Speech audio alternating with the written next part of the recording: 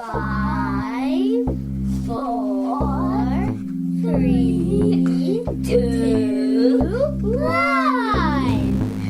How about we do it again? 6, 7, 4, 3, 2, 1. I think I followed it. Okay, let's try one more I time. definitely. Ready? Ranking review. Ranking review. Ranking review. Say 6, 5. 5, 4, 3, 2, 1.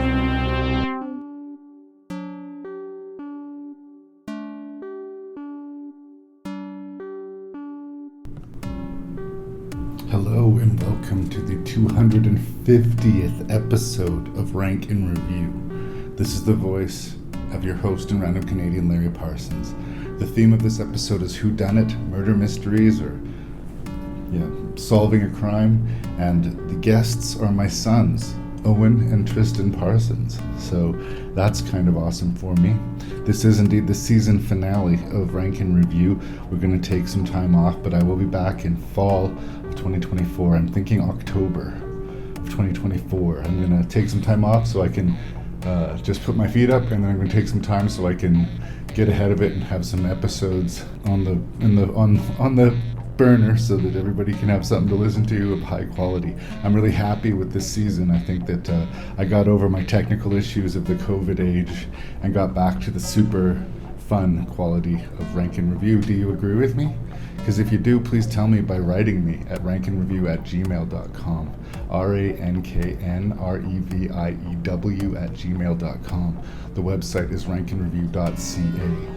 I always give a spoiler warning, but in this episode in particular, if you seriously do want to get these murder mysteries spoiled for yourself, I mean, that's on you. I would encourage you to watch the movies before you listen to the reviews, but you do you. I'm not the boss. I'm just trying to be real here.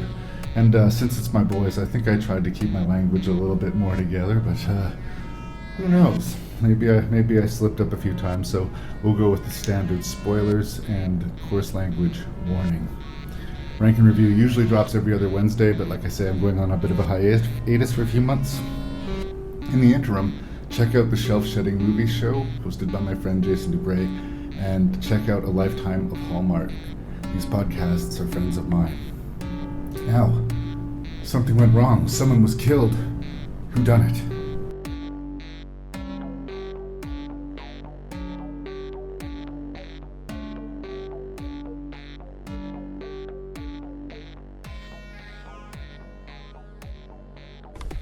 So at the beginning of every single episode of Rank and Review, you can hear the voices of my boys, Owen and Tristan.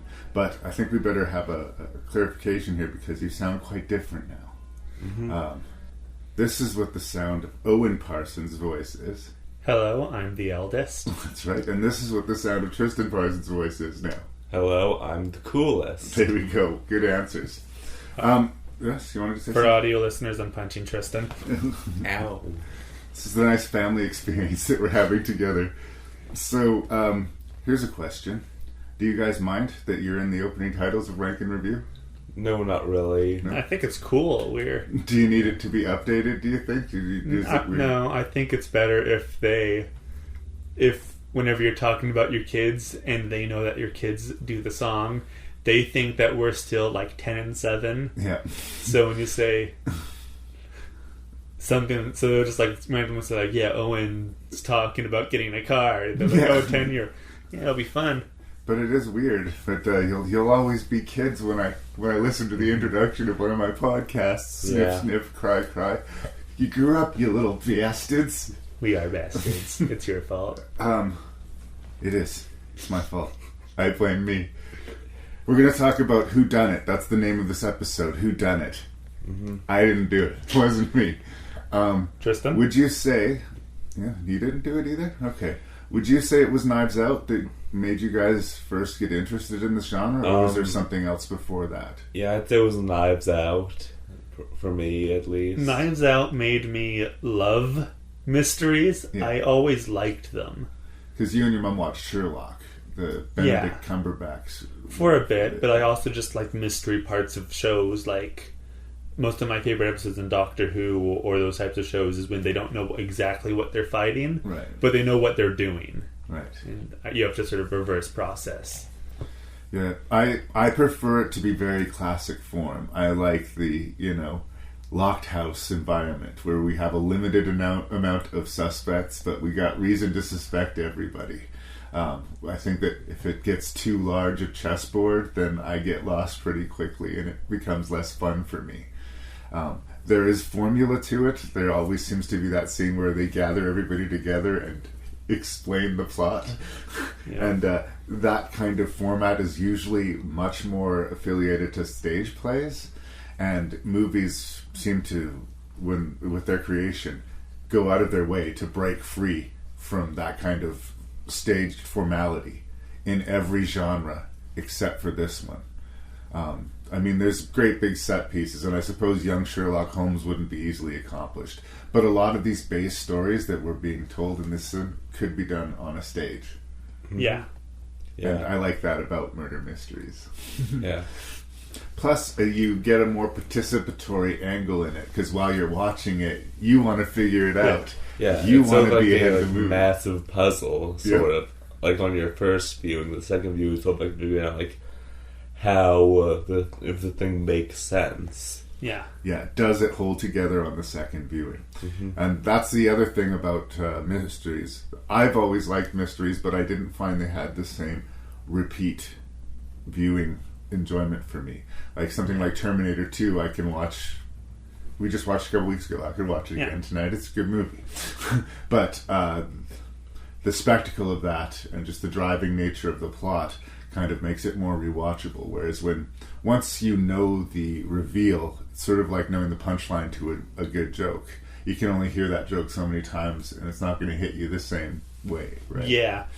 It's different. Whenever I rewatch one of these movies, to me it's not the same. I'm not watching it to enjoy the mystery or the plot. I'm watching it to see these characters talk and react and see details I didn't notice before. For me, and this isn't just my attitude, it's did they cheat? We watched the Sixth Sense movie. Yes. The second time I watched the movie, because of the famous twist in it, I still liked the movie. I knew that I still liked the movie, but I was looking to see where they lied to me. Where did they cheat? And I couldn't find it. I ended up feeling like kind of stupid. They genuinely fooled me in The Sixth Sense. And that's the goal. And I think in a murder mystery, it's much harder for the writer, because not only do you have to come up with all these characters in this plot, but you know that the audience is going to be trying to figure you out. Yeah. Yeah. So it's tricky. What brings you to the murder mysteries, Tristan? For me, it's probably like due to sort of like the suspense and stuff. Because like, it doesn't come like a childish thing. But sort of like, it's cathartic to see a killer get away, not get caught in the act. Right. And that happens about 99.9% of the time in this genre. So it's got that satisfying end to it. Yeah. Well, and in a couple of these movies, I kind of took different genres that sort of threw in a murder mystery on top of it. The Fugitive is basically an action movie with a murder mystery kind of thrown on top of it. All of the Scream movies, the Ghostface is a different killer or killers in each movie. So it's a slasher movie, but it's also who's doing this and why. It's not, again, as formal. Again, a studio in Los Angeles would involve literally hundreds of suspects, right? So it gets tough, but it actually has a wider reach than people realize, this genre. Is there anything you guys want to say before I list off the movies and we start the podcast? I want to say something, but I'm not sure. I do like that a mystery can be added to any plot and it makes sense and it is fun. Yeah. And I do like how all these movies, in a way, sort of narrow down the suspects, which is always needed. Something I like when I rewatch a mystery is looking at things with what I know now after rewatching it, learning that, and this is what I sort of prefer with my mysteries, that it could quite literally be only one person. Right. Yeah. I like it to be a pretty clean revelation that I believe, and that doesn't seem tricked. Doesn't seem like they lied at any point. Yes. Yeah. Anything you'd like to say before we get started, Tim? No, I'm good. Yeah. All right. Well, the 6 whodunit pictures that we're going to talk about this episode of Rank and Review. We have a film from my childhood called Clue, based on a board game. We have an adaptation of a TV show from the 60s called The Fugitive, starring Harrison Ford. A Haunting in Venice. I took you guys to that in the movie theater as a surprise one night. Knives Out, which is probably the reason we're doing this entire episode. Scream 3, because of me being who I am, I've been trying to get you guys more into the horror genre, and the Scream franchise seems to have been my most successful run at it. True. And then again from the 80s, going all the way back to 1985, we're going to talk about young Sherlock Holmes. Thanks for doing this, you guys. Happy Rank and Review 250th episode. Damn, sons! Ladies and gentlemen, I would like to request that you all stay until the investigation is completed. What? Can we ask why? Has something changed? No. No, it hasn't changed, or no, we can't ask. I'm gonna live till I die. You think one of his family killed? Is that what you're suggesting? Let it cry. I'm gonna take the You all love twisting the knife into one another. Up your ass. Oh, very nice. Matter of fact, eat shit. How's that? Eat shit, eat shit, eat shit. Smug smile. Definitely eat shit. Gonna dance, gonna fly. I'll take a chance. Right high. Before my numbers up, I'm gonna fill my cup. I'm gonna live. You know something. Spill it. I suspect foul play. And I have eliminated no suspects. I'm gonna live, live, live,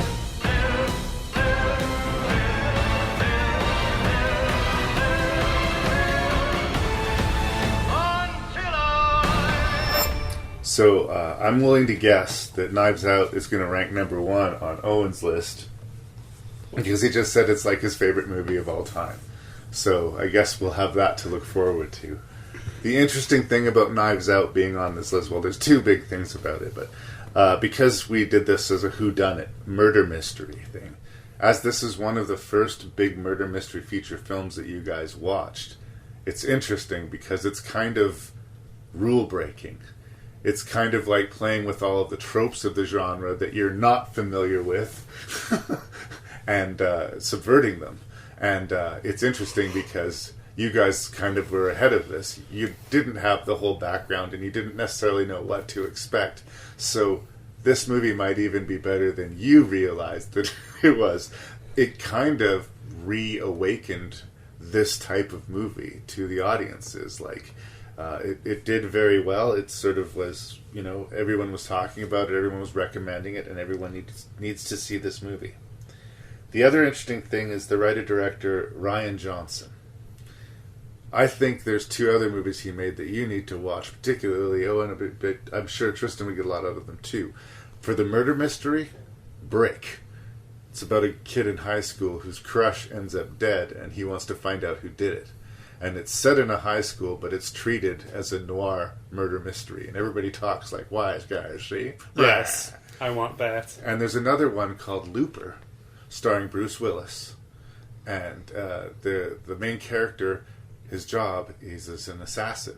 People get sent back in time. He kills them, then he gets paid. And the loop that is filled is that eventually they send an old man that he kills, which is his future self. That closes his loop. They pay him a lot of money and he is retired. In this story, his loop escapes. But I think you would like it. You like time travel stuff, and you've been into his other things. controversially, he also did Star Wars The Last Jedi, which is the most divisive Star Wars in Star Wars history.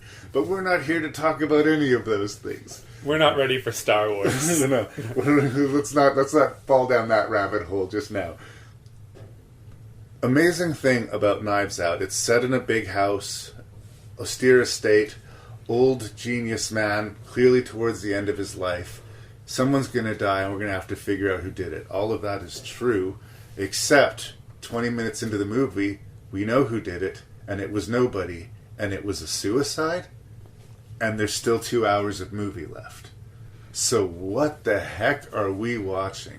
And it is ridiculously star-studded. I know you guys are younger than me, so you don't really know a lot of these names and faces.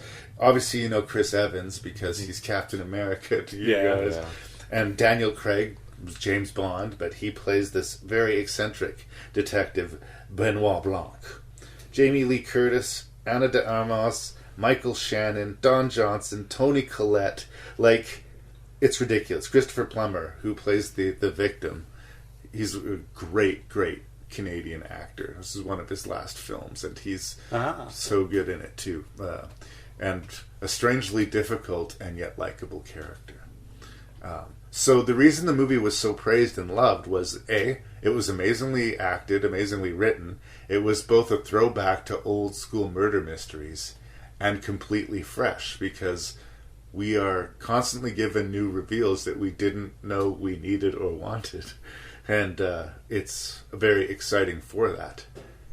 The question becomes, who is manipulating things behind the scenes? Benoit Blanc was hired to investigate this crime. Why?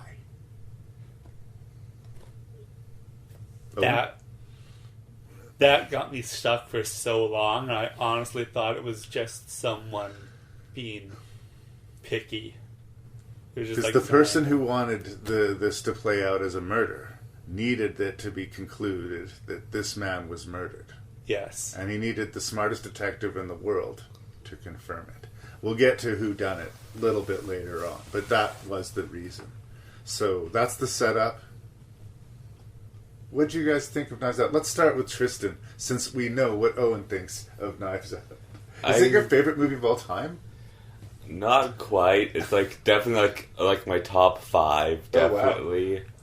Yeah, I'm definitely not just saying that because Owen would murder me if I said anything else. Fair but enough. Yeah, one thing that's like kind of interesting is like how like as you brought like so like constantly just some twists, different twists and stuff that the audience wouldn't really expect. Like when I like most people's movie are like a regular murder mystery, but every once in a while they just drop new bits of information that make you go, what? Exactly, they keep you guessing. And why? Obviously that's an important piece of information, but why? And it doesn't talk down to the audience, right? It wants you to be engaging with the movie. It doesn't want you to be half in your phone. It doesn't want you to be distracted in any way. It wants you to be right there with Benoit. When he plinks the key on the piano, we want to know, why did he do that? What was that about? Can I talk now? Please, Can I talk? Okay. I know this. I did some research. I learned. I don't know what video I learned it from, but and also rewatching it, I picked it up, and I believe it. He strikes that key to tell the other detectives when a person is lying, because he strikes a key every time someone lies.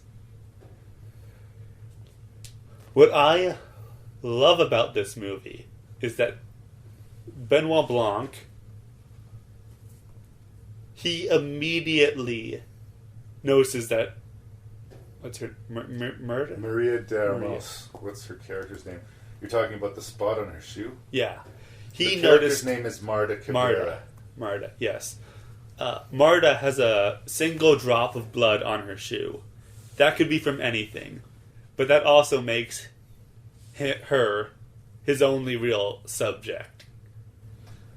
He also, Marta has this weird problem, which is awesome and super I don't know why they chose to give her this, but she physically throws up when she lies. Yeah, she cannot tell a lie without getting physically ill. And Benoit sees this as a real advantage, eh? So he keeps her right by his side, and she won't lie to him, and he knows it. So she has to be very careful when she's being deceptive as a consequence. And she does do some stuff to be smart about that. Right before she follows Blanc, she goes to the bathroom, gets on her knees, and throws up. Yeah. She's thinking ahead, because if she gets like, she might but nothing happens, or at least... But she deliberately steps on those footprints outside the gate. Yes. She doesn't say anything. She just sort of does it, right? And something I liked is that she goes up those, and when she realizes that Blanc is telling her not to step on footprints, she says, I'm sorry, what did you say? As she's walking down towards... Yeah. So that's why I say she's clever about it. Yeah. And it has you really paying attention. We pay attention that the dogs don't bark at her, and they bark at other people, and we clock that that's probably going to be important. And it is, right? We're given reasons why every member of the family and every hanger-on to the family had a reason to be upset with the master of the house. Either he deprived his son of the job publishing his books, he found out his daughter-in-law had been stealing money, or everybody had a reason to resent. He was going to expose his son-in-law's affair. It seemed like he knew he was coming close to the end of life, and he wanted to set his house in order. And part of setting his house in order was kind of calling his family and himself on their selfishness. And he ends up, and this is one of the big twists I'll give away here, leaving his entire estate, money, and home to the Marie d'Amos character, his personal nurse. And, of course, the family is mortified. And because it's a suicide, or so they can claim it, the will is uncontested. If it can be concluded that it is a murder, then the will be contested and they can keep the money. And also, one thing I can sort of bring up is, they do a really good job of making you sort of, hate all of the suspects. Yes. At the start, there was not a single one of them I enjoyed. Anybody could have been hauled off in a police car at the end of the movie, and there would be some level of satisfaction. He calls his own son, I believe it's his own, what's the guy's name? I believe his own son, or his nephew. I think it's his nephew. There's a child tween character who is described by multiple people as a Nazi. Yes. The Nazi child masturbating in the bathroom. Yes. Yes. Well, that's not very nice, but the kid does seem to have a earned crooked reputation. Yes. And I think one of the more telling things is that, amazingly, Christopher Plummer's mother is still alive and in the house. And if he was, in his late 80s, she's got to be 100 or more. She's just sitting in that chair. And when Benoit interviews her, he offers her condolences because he knows nobody else in the house has bothered to tell her that they're sorry her son has died. So all of these people are terrible. All these people are terrible, but they do show us that they do care about their dad. They're his lad, and he's their dad. They didn't murder him for his money. They weren't. It's not like that. But they're fundamentally selfish people. Yes. Yes. Yeah. One thing was right up until the reveal of the will, they kept on saying, "Oh yeah, this nurse is family to us. We care about her very much." Yeah. Casual dropping some semi-racist things around her. That's a major plot point racism, but yeah. But the second that got revealed, they just turn on her. Yeah. Yeah. Yeah. The only one I feel a little bit bad for, I guess, is Toni Collette's daughter. She's legitimately close friends with the nurse, and the entire family crowd around her and make her make this phone call. And I do feel bad for her. Like, and she apologizes. She's the one person who actually apologizes to. And we have to, casual reminder to the viewers, the reason why she doesn't confess to everything is because if they dig into her, they're going to find out that her mom is an illegal immigrant. Right. And she will lose her family. Yeah. So that's her main reason for not... Yes, I assume she wants the money, but she didn't even know about the money. She had no idea. Yeah. The only person who knew she was going to get the money, well, there was two of them. The man who died and the man who arranged for the death, or was trying to take advantage of the death. Should we get into the third act? Yeah. Yes! Let's do this. Tristan, talk. Yeah. Alright, yeah. Who'd have thunk it was Captain America? Yeah, I honestly really enjoyed that because they managed to pull one extra trick on us because during the whole scene, the entire family just dogpiling her. He seems to be the only other. He rescues her. Yeah. Yeah. Well, Sure. rescues. Yeah. Sure. He does immediately interrogate her For to sure. figure out he doesn't then immediately trying to use that against her. He seems to be genuinely interested in solving it and clearing her name. Yeah. Though we do find out later that it was for different reasons. He's giving her help when everyone else is against her. So we want to believe he's a good guy. It's also interesting when you watch it again, too, knowing he's the bad guy. He didn't show up for the funeral because he was mad at his grandpa and grumpy about it. But he did show up for the reading of the will. And he laughed all the way through it. He thought it was hilarious because he was the only one who knew that everyone was going to be left out of the will. Right. He showed up so he could watch everybody's reaction, right? So Just a little bit of a jerk move, but also these people don't deserve empathy. seems in character, though. Yeah. Doesn't it? So he switched the medication on her, or the label on her medication. Is that... Yeah, one of them was morphine and the other was medicine. And he was supposed to get a tiny dose of morphine. Yeah, and so originally the thought was that he was going to accidentally be overdosed by the nurse. But that ended up happening. She noticed that something was off, and in order to protect her, he took his own life and arranged for her to be out of the house and out of possible suspicion. Yeah. This goes against Chris Evans' plan, so he has to do all sorts of things to maintain the story, including burning down a building with physical evidence or evidence of the medical results.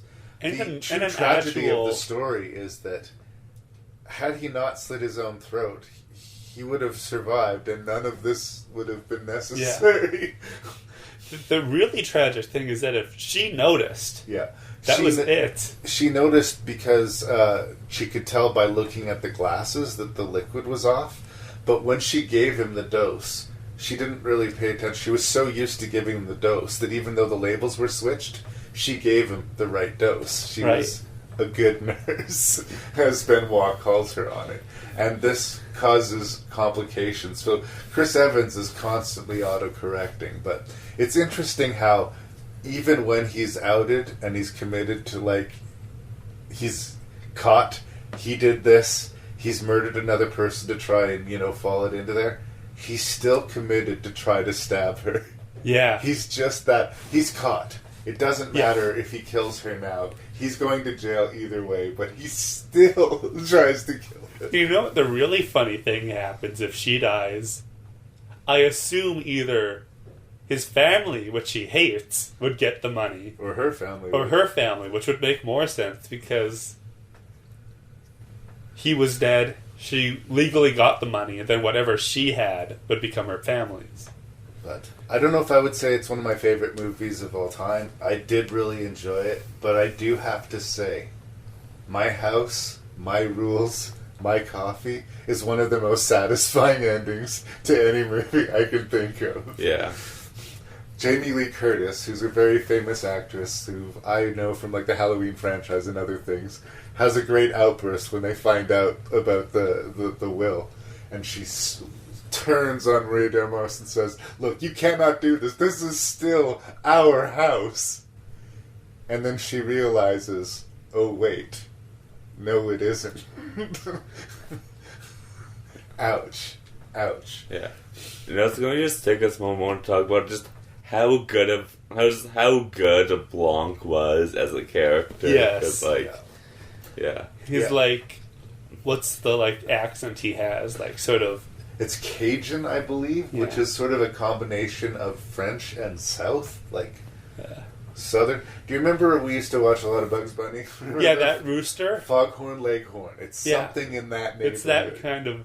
Yeah. And it's not like it's like a sophisticated voice, but it's not the type you'd give to a detective normally. Like, well, we like eccentric detectives. We may later be talking about a French detective with a huge mustache. You never know. Yes. Yeah. Is there anything else you guys would like to say about Knives Out? Great design for the house, great set piece, great everything.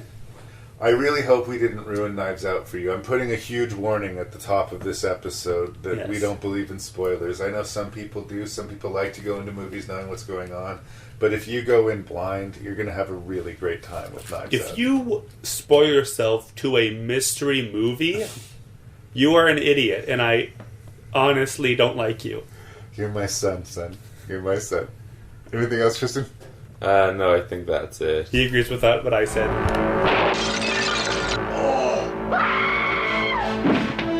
Every person in this room has the perfect motive. Stand back! For murder. What do you mean? Murder.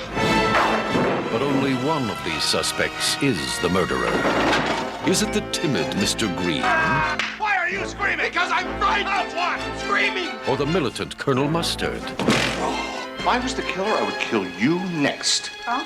I said if. Mrs. White, who helped her husband on his way? Well, it's a matter of life after death. Now that he's dead, I have a life. Miss Scarlet, who's helped many men along the way? Practice makes perfect. Huh. Professor Plum, who's looking for a way? I'm looking. Mrs. Peacock? I have absolutely no idea what we're doing here, but I am determined to enjoy myself. Or did the butler do it? No.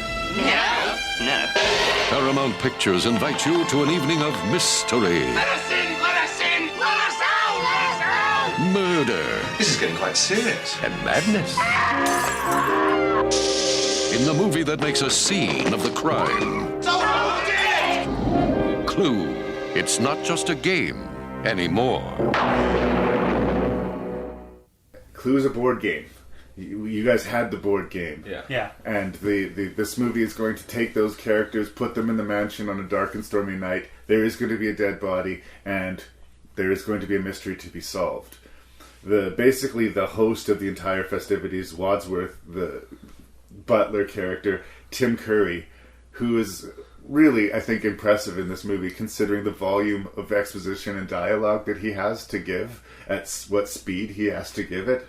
It must have been an exhausting workday for him every day on set. But I really enjoyed the movie. I remember from a very young age watching it and feeling like it was a grown-up, sort of adult-ish comedy that I was allowed to watch. And me and my friend Scott and Karen, for some reason, thought it was really hilarious when the singing telegram girl got killed. Like we were rolling on the floor holding our stomachs. We thought that was so hilarious. I was curious what your guys' reaction was going to be when it happened in the movie. And you were kind of like, what? But again, it was a different time. The big spin on the movie when it came out in theaters was, depending on what cinema you went to, on what night, the ending would be different. Now, the version that we saw included all three endings. So we got the complete picture. But as much as I like the whole idea of it and like the ambition of it and the fun, it's just a sort of fun thing to do. My question to you guys is, does it underrate the entirety of murder mystery genres? If the murderer can be whoever the screenplay decides to tell us they are. If all of those things could technically be logically correct, although I don't think they could be, but are we just at the mercy of the screenplay? Is the right answer because that would make sense, or because the screenplay just says so, damn it? And I think that's what the multiple endings kind of lays bare for us. Like, I guess from a writing standpoint, it's interesting because they were writing it so that everybody would have a motive, and at least at some point, everybody would have some measure of opportunity. It's also really full of funny, cool actors that I know you guys don't know as much because you're younger, no judgment. But Madeline Kahn, Christopher Lloyd, Michael McKean, Martin Mull, these are comedic actors that are just sort of classic. Particularly Madeline Kahn, she was the Black Widow woman who all of her husbands kept dying. Yeah. I just loved her. She passed away in the 90s, and in a perfect world she would still be around and still be delivering hilarious performances. I really like her. And so I have a lot of personal nostalgia wrapped up in the movie. I see that there are problems with the movie, but I just can't not like the movie because I've always liked the movie. You guys are coming at it from a different angle. You guys have seen Knives Out, and you've been watching these other ones, and you've played the Clue board game. But this movie came out 30 years before you guys did. What do you think of Clue? It was a interesting experience, yeah. I was like, a couple issues of them, like, I understand, like, so, like, with their time, but, like, some of the things are just made me feel a bit uncomfortable, like right. the maid. Go ahead. French maid. Yeah, was sort of heavily sexualized. Yeah. Okay. Which is less of a time thing and more of a me and Tristan don't like that stuff in general, and we'll scream and boo when it happens. Well, you're okay with violence, but you don't like people getting romantic or anything like that. Yeah, we're normal. But this sort of character of the coquettish background maid who is way too sexual is again like, why is she there? She's trying to steal money. She's got to have an angle she's playing. She's suspicious. She doesn't look like a real maid, right? Yeah. So it's kind of a cliche of the genre, but yeah, it didn't stand out for me. But again, I was of a different time. A lot of people will mention there's a running gag from the Michael McKean character who feels the need to announce to everyone that he's gay all of the time. And I feel like it's respective of a different time where people weren't as comfortable with homosexuality at all, but they were kind of condescendingly trying to be. And it's kind of cringy now. And that the big reveal in one of the 3 endings is, no, he's actually undercover. And now that he's busted the murderer, he's going to go home and sleep with his wife. Right? It's like some kind of victory for his character that he didn't turn out to be gay after all. These are things from the 80s that should be left in the 80s. But however, there are some funny bits from the 80s that I enjoy in this movie about him being gay. Yeah. When he says that, the 2 men on the couch sort of take a small inch away from him like they're going to catch it, which is bad. It's but homophobia. It's objectively a funny reaction. Yeah.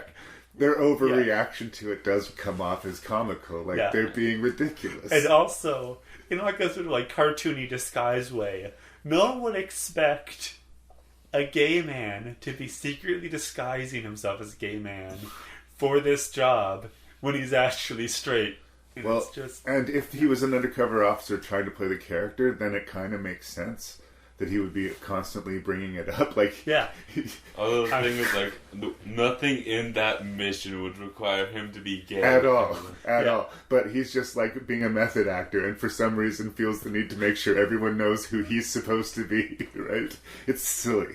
If you wanted to take it personally, I suppose you could. But I think, compared to some of the stuff that was going on in others' 80s movie, this is, by contrast, pretty harmless. And also objectively funny nowadays, so... Yeah. And for a movie that deals with murder, including stabbings and heads being bashed in, it's not very violent. It allows to maintain, I would argue, much more of a humorous tone than a suspenseful thriller tone. Like the dark mansion and the storm and the thunder and lightning is all horror thriller genre, but the movie's a comedy. Yeah. Did you have any favorite characters or performances that stood out for you guys? Did you recognize Tim Curry? No. You guys, when you were kids, used to watch the Home Alone movies obsessively. Yep. The second Home Alone, there's a hotel concierge. Oh, him. Yes. Yeah. That was Tim Curry as well. Ah. And he's a really great actor. He's been around forever. He played Pennywise, the dancing clown, in the It miniseries, which maybe someday I'll make you guys watch just as punishment for something. I don't know. We'll do something bad so you can punish us later. What about this premise I was talking about? Since the whole theme of this episode is who done it. If the point of this movie is to make it possible that anybody could do it, does that underwrite any value of trying to solve the puzzle or the mystery? Well, like, honestly, kinda, because, like, the main thing is, like, it's fine for, like, everyone to share, like, something in common, like, means, like, a way for them to kill him, but right. It's all about the motive. So when everyone actually has a motive, and none of them really, like, stand out among the rest, like, I guess there's, like, some, like, more damning than others, but the first ending that we see with Miss Scarlet, Leslie Ann Warren is the actress's name, when she is revealed to be the killer, from a placement standpoint as to where she was when, logically does make the most sense. So if you're playing along with the movie and if you're looking at it, like, she would be a very viable, good pick and solid ending. My favorite ending of them is that everybody killed one. Like, as the night goes on, there are more murders, but nobody kills more than one person. Everybody is cleaning up their own mess and causing their own. So at the end, like, most people get arrested and go away. And then there's the other one with the big FBI sting, and it's Wadsworth, the guy who's been telling us the entire story, manipulating everything. He is what they call a false narrator. So he's been giving us bad information. He's been the blackmailer and the murderer the whole time. That is the least satisfying for me. Some people like the Machiavellian, the villain is too smart to be ever caught and he gets away with it. That would be my least favorite ending. To be fair, they're all funny, and if any of them were the definitive ending of the movie, I guess they would have worked. And that, from a writing standpoint, to me, is an accomplishment. But I think the way to watch it is the way we did, where we got to see all three. Yeah. Do you have a preferred ending? No, not really. I do want to say that I don't like how it ended with the multiple endings. Just in like a murder mystery, I want a clear answer. I want it to be proven beyond a doubt that it could only be one person, and there was no way anyone else could have. Especially, like, since it was, like, our first viewing of it, we felt, like, taken aback. Yeah. But, or maybe this happened. What? Or maybe this happened. And you're right. That is the essential failure of the whodunit aspect of But Clue. it's also based off of a board game. Correct. Where you could play a character and it could be revealed that your character is the murderer. Yeah. And every time you play know. the game, it'll be a different person who murders a different person in a different room with a different weapon. Like, that was the whole point of the board game, was to decide all of those things. So it's weird because it really kind of honored the spirit, I guess, of the game. And at the time, people weren't making movies off of board games. It was kind of a really bizarre, unique thing to do. So there's a lot of there's a lot of good ideas behind the movie. So I don't like that they did that, but I do understand why, and they do get a pass for that because of the game. Yeah. And that it was a comedy. If it was a very straight-faced murder mystery, I think it could have spoiled it, like, entirely. Yeah, absolutely. Can you imagine if, like, in A Haunting in Venice, they exposed who did it, and then, or else, maybe it was this character. Like, we would have felt like our time had been totally wasted. Yes. This movie made me laugh enough that it was worth it for that. Maybe you'll find the mystery elements of it less satisfying, but in that case, I say just watch a bunch of veteran comedic actors doing really good stuff. Christopher Lloyd, did you guys recognize him? I think maybe give me something. Doc Brown from the Back to the Future that series. Guy, yeah. And he's another guy who's just been around forever. And every time I see him, he makes me smile. And this movie's full of faces like that. And the doorbell rings randomly in the middle of the night. And a girl says, "I am a singing telegram." Blam! And she's shot dead. For some reason, in 1985, that was hilarious. Good enough? Yeah. Hollywood is reeling today. Cast member, Stab 3 has been murdered. It's happening again.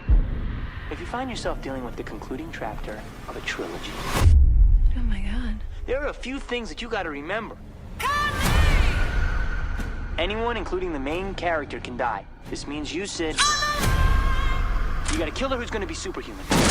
Basically, you gotta blow him up. It's the final chapter. The past will come back to bite you in the ass.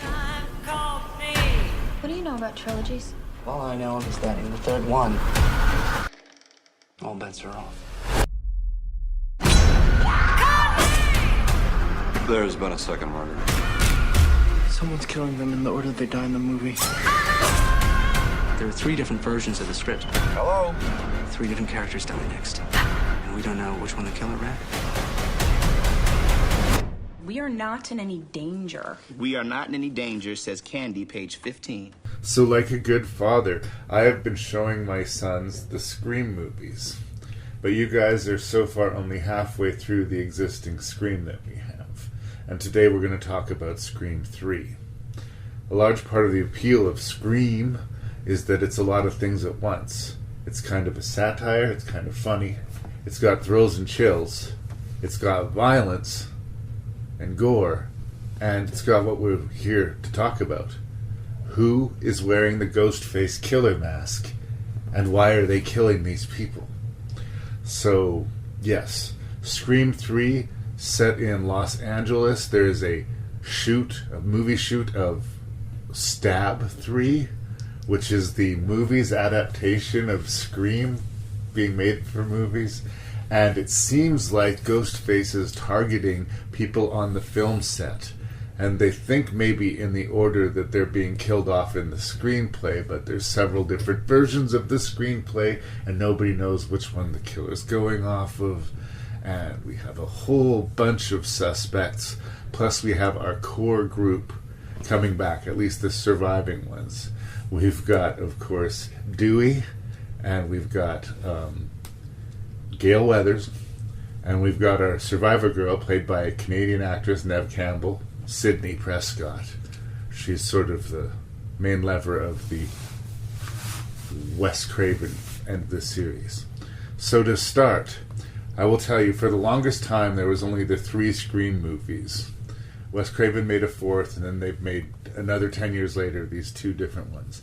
But when this existed as a trilogy, the reputation Scream 3 had was that it was the least of the Scream trilogy. Some think it just winked a little bit too hard, some think it got a little bit too convoluted, but some of the magic was lost. So I guess to start, I would ask you guys, since you guys haven't seen past this point, do you agree with the sentiment that Scream 3 is the least of the first 3 Scream movies? And what component is your favorite component of Scream? The humor, the thrills, the gore, or the mystery? Should I start with Owen? Sure. I'm gonna have to disagree. I don't think Scream 3 is the least good out of all of them. For me, it's Scream 2, just because the scenarios that Sydney is in angers me more. Okay. So you're going against the public opinion. Yes. Fair enough. What's your favorite part? What draws you to a Scream, do you think? Is it the mystery, or is it the thrills? Is it the gore? Is it the comedy? It's the mystery mixed with the meta-ness of the story. They don't know that they're in a movie, but they know horror movies. And this guy, Ghostface, whatever you want to call him, he's playing those tropes. Yeah. And we have savvy characters. The most representative of that was Randy. Unfortunately, he didn't live through the second movie, but they did find a sneaky way to give Randy a cameo in the third movie. What about you? Do you think this is the least of the first 3 Screams, or? I do think I'm going to agree with Owen that it's not. I do prefer Scream 3 over the second one, though. It's still fairly close. Right. It's and what draws you to it the most, do you think? Well, I think it's probably the comedy Right. and stuff. Makes these scary parts a little bit more accessible. Fair enough. All right, well, here are my two big issues with the and I have a lot of positive things to say. My thumbs are up on this one.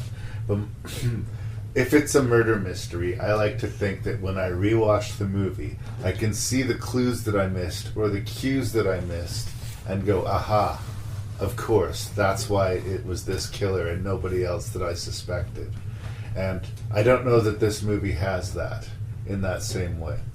And I do think I agree with Tristan that I like the winky satire of the Scream universe, but you can wink, but you can go too far. About halfway through the movie, who walks across the screen? But Jay and Silent Bob from the Kevin Smith View Askew universe. Now, if the actors Jason Mew or if Kevin Smith were on that set, I could accept that within the world. But the characters of Jay and Silent Bob tells us that, no, this is movie world. And it seems to work against the whole idea that, you know, yes, there's the artifice of the movie world, but there's actual real stakes with our characters, right? That's not winking. That's saying that we are possessed of this world. That's saying that we belong in the same world as Dogma and Mallrats and Clerks. And I don't think that Scream lives in the same world as Dogma and Mallrats and Clerks. And I thought that was just a strange thing. This also has a really great actress in it named Parker Posey. She plays an actress who is playing the role of Gail Weathers in the movie, right? And when she finds out that she's on the list of people to be killed, she tactically decides that she's going to stay right next to Gail for the whole movie. And I think, I'm biased because I like that actress, that she almost steals the whole movie for me. I really like that character. I think she's funny. I don't think, like, she's a little bit antagonist, but she's not, like, bad. And her death has impact. Oh no, that sucks. So those are my initial thoughts. But what's your initial thoughts coming in on Scream 3? Let's see. I'm trying to get my brain into a cohesive sort of format. Okay, how about we start with this? Every Scream has an opening kill, right? Yes. In the first movie, it was Drew Barrymore. You guys maybe was less impactful because you didn't grow up watching Drew Barrymore. She's a huge star, so when that movie came out, we were expecting her to be our main character. So 10 minutes in the movie when she gets killed off, it was kind of a big deal. She was front and center in all of the marketing. In the second movie, they had two very famous black actors going to the premiere of Scream, the movie, and they get killed off. But before they get killed off, they have this conversation about how black actors are underutilized in horror movies. And then, these two great actors get killed off, and we don't see them for the rest of the movie. Scream 3, for the first time, opens with a character we know. Cotton Weary, played by Liv Schreiber, is in his car on the freeway, and he gets a phone call from the Ghostface. And, originally, he thinks he's talking to a fan. It sounds like a female voice on the phone. That's one of the ways they mess with it. In this version, when Ghostface calls, he can use anybody's voice he wants. So it might or might not be Dewey on the phone. It might or might not be Gail on the phone. So they set that up early. But for the first time, it's a character we know, we kind of like. I mean, Cotton was a complicated character, but he was taken out. What do we think of this opening sequence? I think the opening sequence for this is good. Mainly because we know who Cotton is. He's a jerk. He didn't deserve prison or anything, but I've never enjoyed him being in a scene. Right. But looking back, it's perfect for him to be the victim. Because he's not only, let's be real here, the least valuable guy in the movies. He's also the one that would make the most sense for someone to go after. He's famous by now. He has his own talk show. He's very accessible to the world. And clearly the Ghostface wants to get a hold of Sydney. But interestingly, and this is, I guess, a clue, he says, I want to find Maureen Prescott's daughter when he talks to him on the phone. He doesn't necessarily act for Sydney. He specifically references her as Maureen's daughter. What did you think of the opening, Tristan? Well, I do think it's fairly good. One thing I just can't really get behind is the whole voice changer thing. It just seems way too advanced. A little bit sci-fi. I agree. The ability just to perfectly copy everyone's voice, that just makes no sense. Right. And it's very convenient, but it's even if I could buy, they could have some sort of device with an algorithm that could match a pitch of voice. When people sound on the phone, they sound like the character. You could match your voice, but I don't know if you could intone the same way Sydney talks. Right. It's right. Just he would have to be a very gifted actor on top of being that was something I picked up. Yeah. When we were on the phone and it was Sydney talking and saying hey, I'm at this party, you guys pick me up there. Come meet me, and she's just very direct and not literally letting Dewey talk, but still sounded like Sydney somehow, right? Yeah. But that was the thing that rewatching, I'm oh, that's obviously not her. Right. So going towards the mystery of the film, it sort of comes around that this is all about family, right? Mm-hmm. And we're going to find out, and this is another howler of a twist, and it's just because it's very often done and very rarely well, that the killer turns out to be Sydney's unknown half-brother, who originally came to meet Sydney's mom, was rejected by him, found out that she was having an affair, and was kind of the master puppeteer of Billy Loomis and Stu in the first movie, doing the initial attack, which started Scream. So they retrofitted the first movie, which a lot of people took issue with, and they introduced a secret half-brother, which some people find cheesy. Now, those two things, they could be disappointing, could be cheesy, but there's a lot to be said for execution. How do we feel about how this played out? I think it would have been better if he was believed to manipulate the second movie bit, because then him killing Cotton makes sense, because it's him burying the last lead. Right. I don't really mind all that much.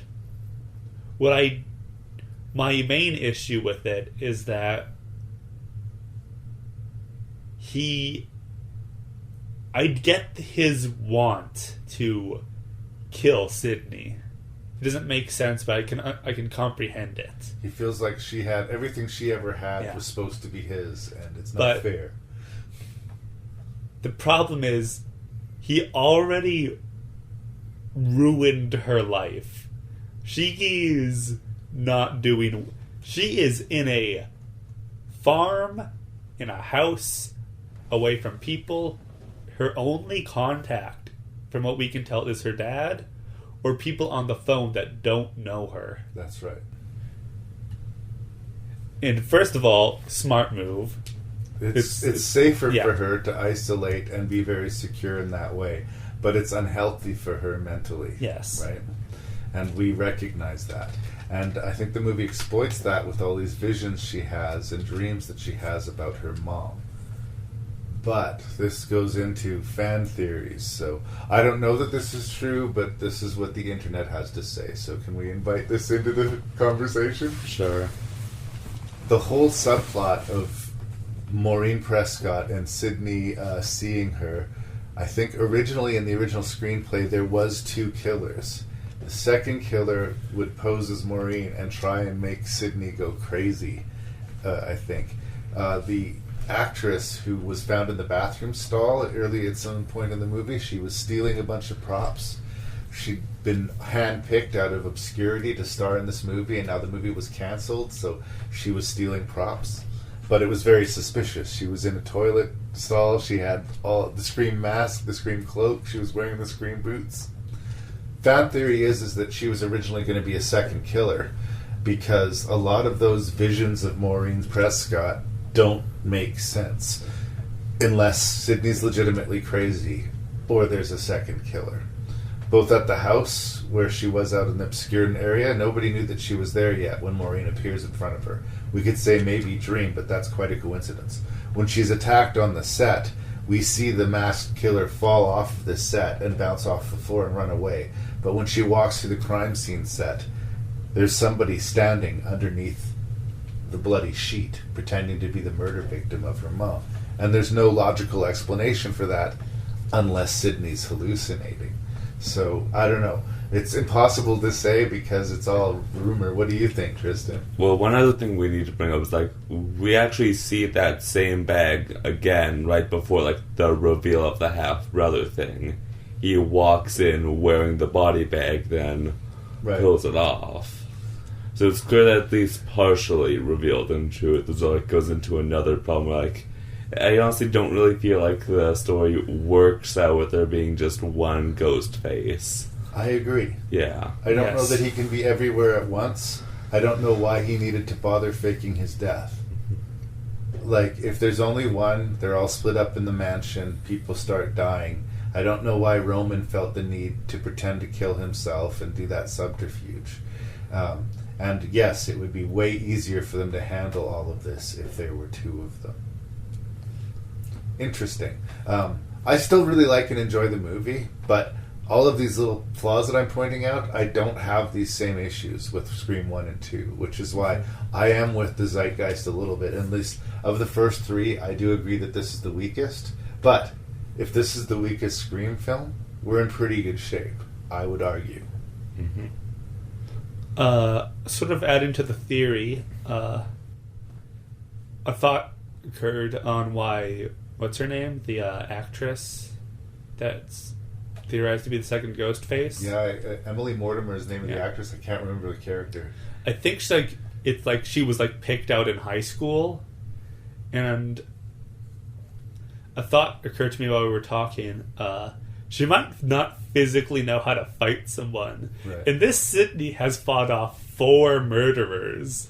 So it might be they're psychologically hurting her because they're being smart enough to not just go for the throat, because she will just slam a door into their face and then kick you while you're down. Well, that's one of the great strengths of the Scream series, is that Sydney is an incredibly strong protagonist. Yes. She doesn't typically make stupid moves, and she's not typically fragile.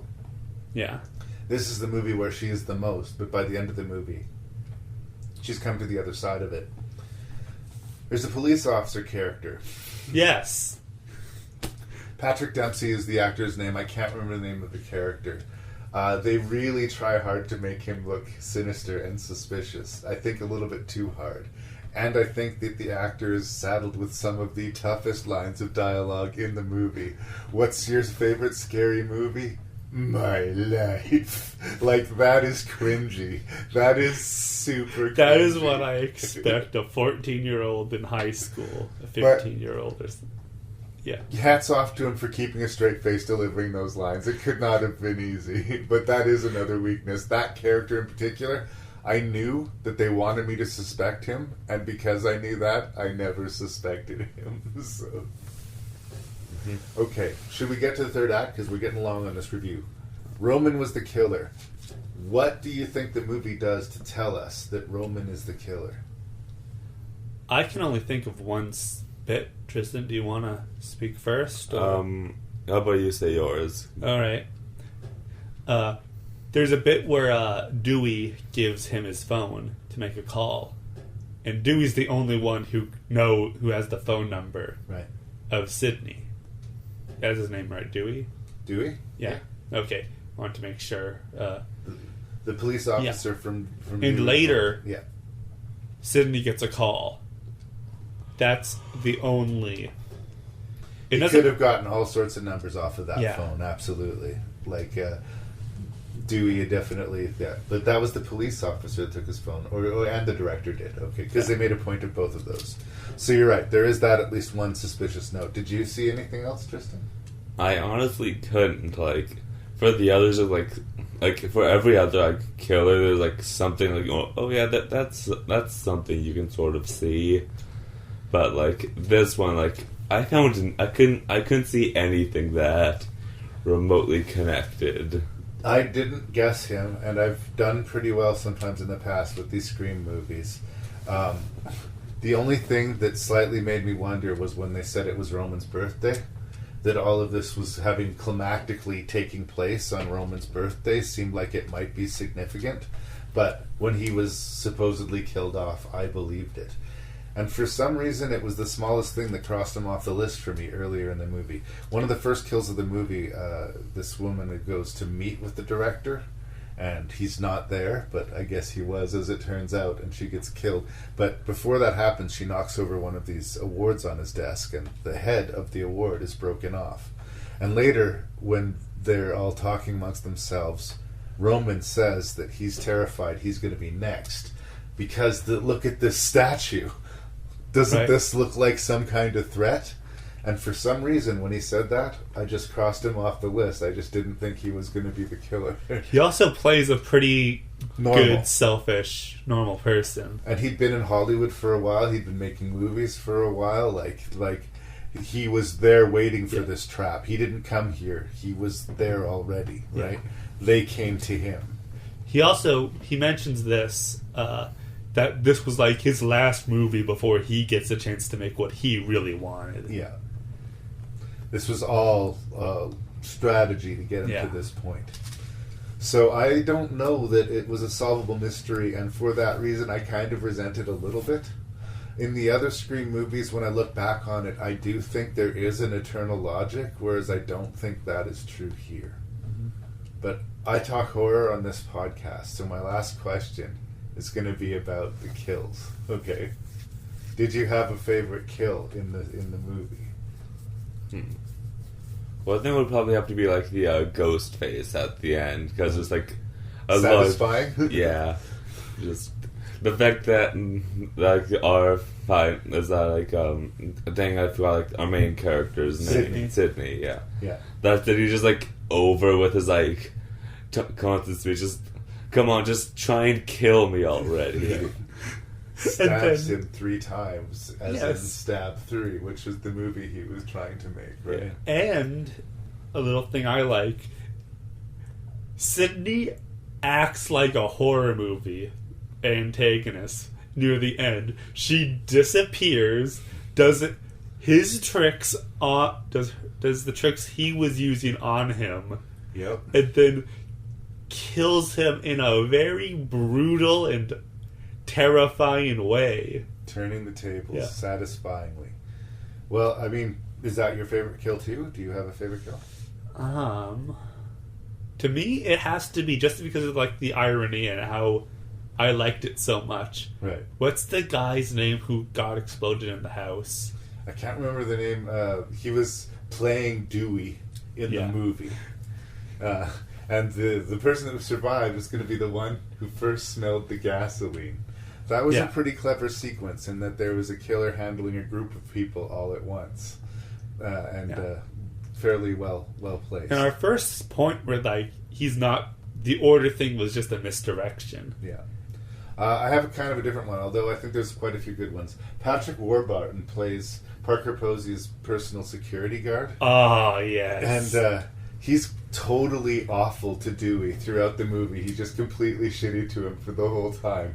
And he's in Dewey's trailer doing a search, stealing change off of the counter, and he gets a phone call, he thinks from Dewey, and actually makes fun of the fact that Dewey's sister had been killed in a previous movie. And the killer comes out and immediately punishes him for it. And I thought it was interesting because the Scream hasn't done this so much. Was in having characters that we don't like, in that using their death as a little bit of a punchline. And after that brutal stabbing, which would have been enough, the dude is still alive. He wanders to the group, points at Dewey, points at his phone, and I think almost looks apologetically before he finally collapses. And I don't know, I kind of like that whole sequence. Yeah, I do too. Yeah. Well, I think I would just kind of like to imagine, unlike it would be funny if it was just like he was gonna let the bodyguard live. Then he heard that and I was like, screw it. Fine. Yeah, like, I'm trying to kill my sister, but geez, man, this is a I might be a being. cold-blooded killer, but that was a terrible thing to say. I'm gonna kill all these people, but I'm not gonna mock their dead sister. So, now that we've watched the first 3, are you interested to press on in the Scream series, or is it just something that you're being subjected to? Tristan? I'd be interested in seeing how like the story continues. Yeah. I forget if you said it, but isn't Scream 4 with different actors? No, Scream 4 we have the core group yet again, and Wes Craven's the same director. The last 2 movies we have an entirely different core group, and like our people are just kind of secondary mentions, sort of thing. So I would argue that there's the first 4, and then however many they make will sort of be the second chapter of the Scream. But if you want to see the sort of Sidney Prescott saga, I think seeing 4 is probably worth your time. All right. Mm-hmm. And you know I'm going to make you watch it sooner or later. Yeah. Good enough? Yep. I beg of you, begin an investigation. Based on what? Your imagination. It was obviously a suicide. Never trust the obvious. Uncle didn't kill himself. Before a lifetime of adventure came the adventure of a lifetime. What's your name? Holmes. Sherlock Holmes. It was a girl. Brilliant deduction, Watson. Steven Spielberg presents Young Sherlock Holmes, directed by Barry Levinson. There's a clever murderer on the loose, and I am going to find him. I might get caught, and that would mean trouble. You would let trouble ruin an opportunity for adventure.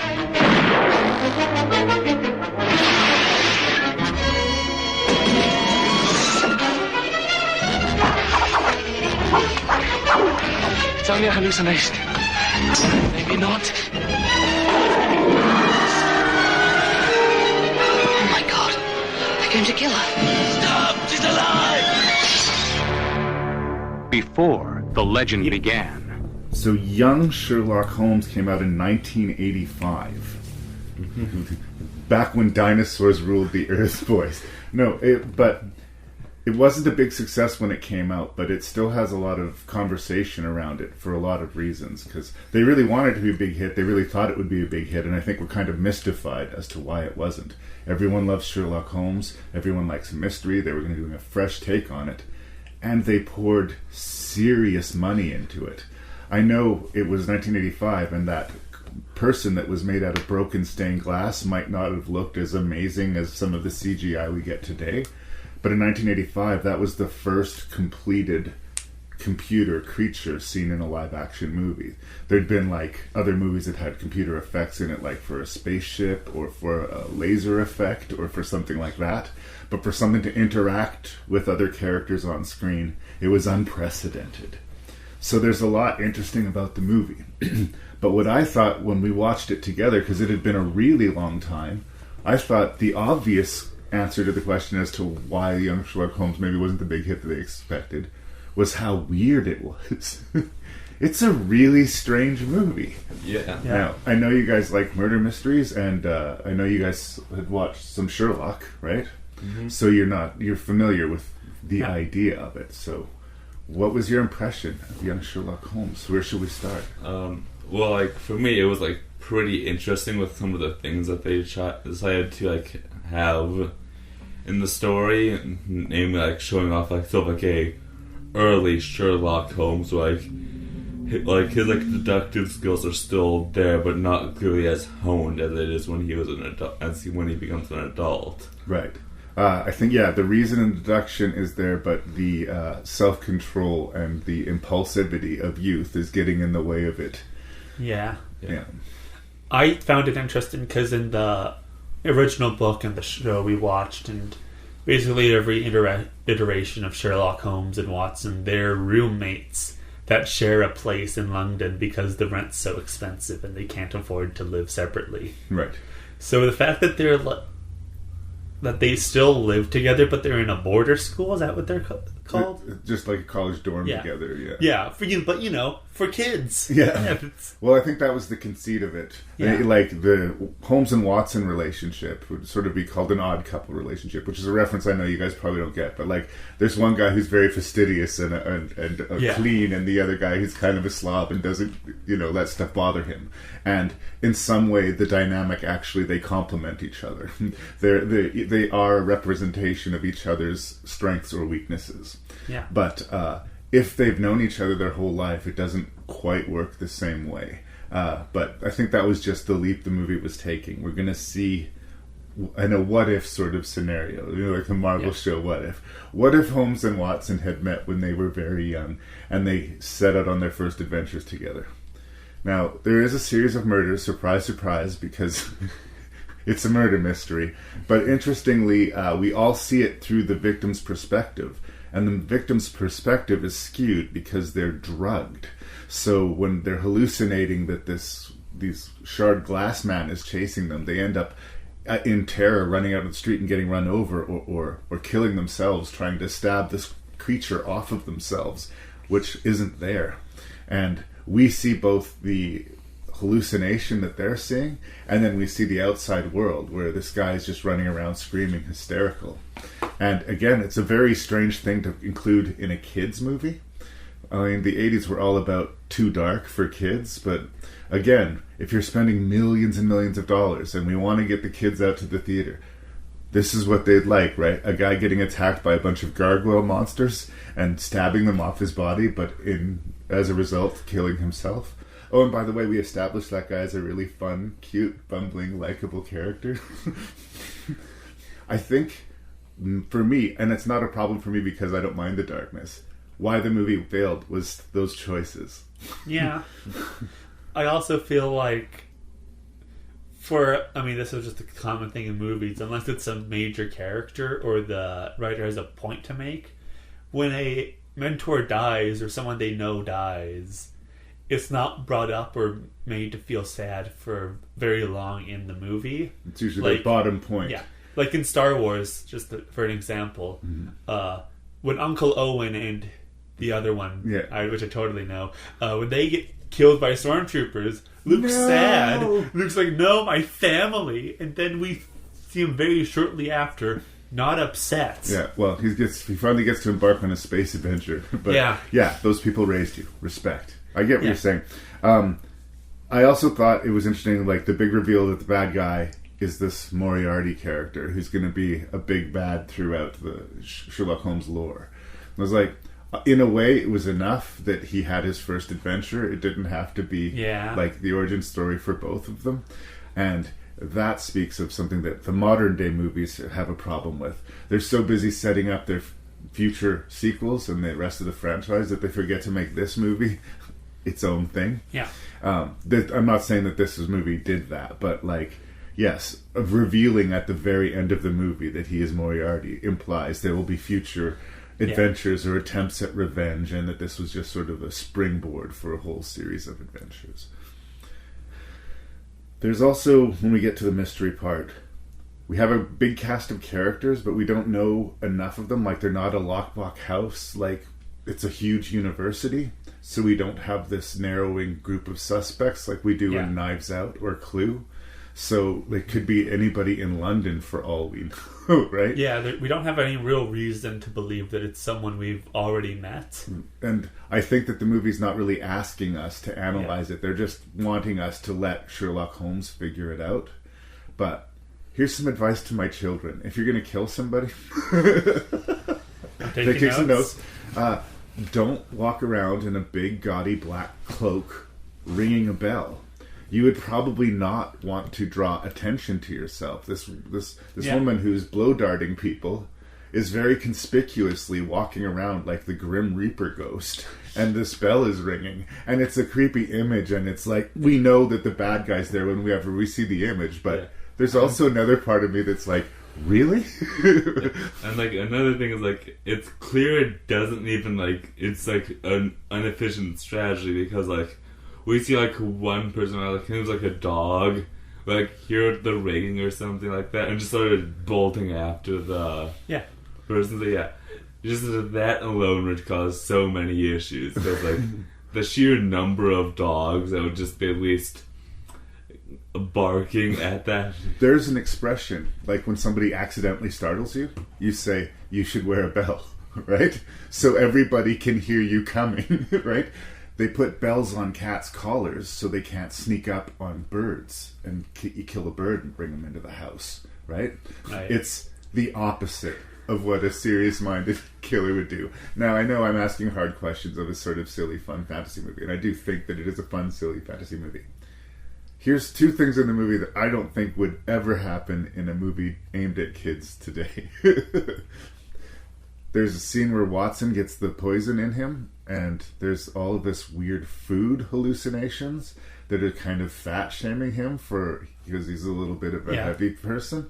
And there's this weird nightmare like about his personal anxieties around food kind of shaming him. And I don't think that would happen today. And the big button that they put on the end of the movie is Sherlock Holmes acquires his smoking pipe. This young teenage Sherlock Holmes, I'm going to take up smoking. Puff, puff, puff. Would never happen today. Now I get it. The pipe is kind of a signature Sherlock Holmes image and everything like that. And I'm not seriously wagging my finger at the movie, but I like pointing these things out when we watch what you guys call older movies. That there are things that we lost from the past that are good, but some things we lost from the past I kind of miss.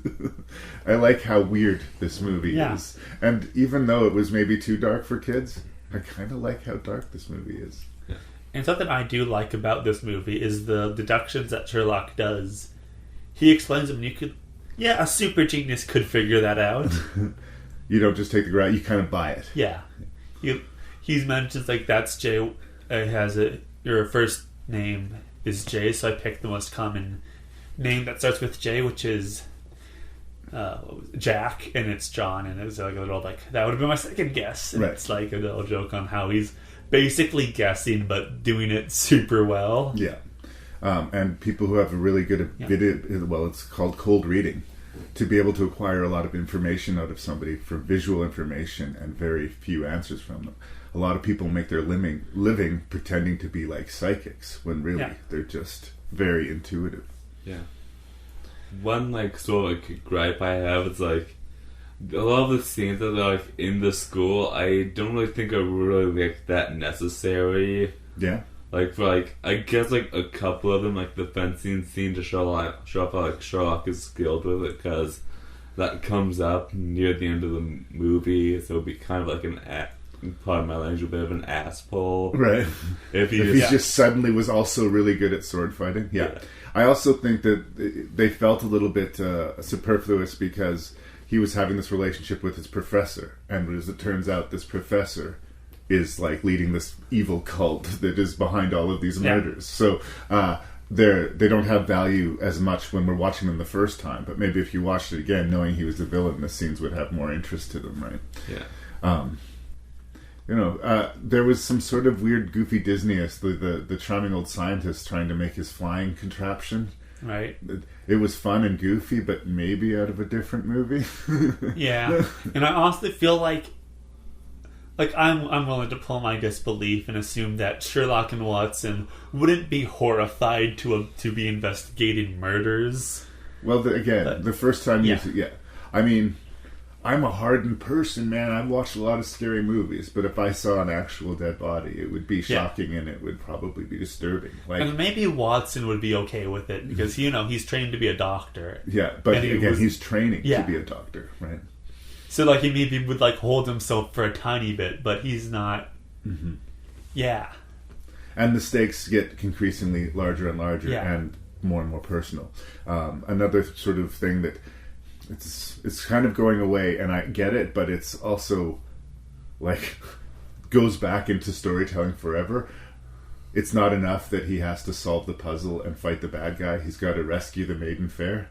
It's the whole interest... The love interest is just there so that she can be kidnapped and rescued, she's kind of a prop in the movie, and I get that, but when I was growing up as a kid, I loved stories of knights going to fight dragons and save the princess fair.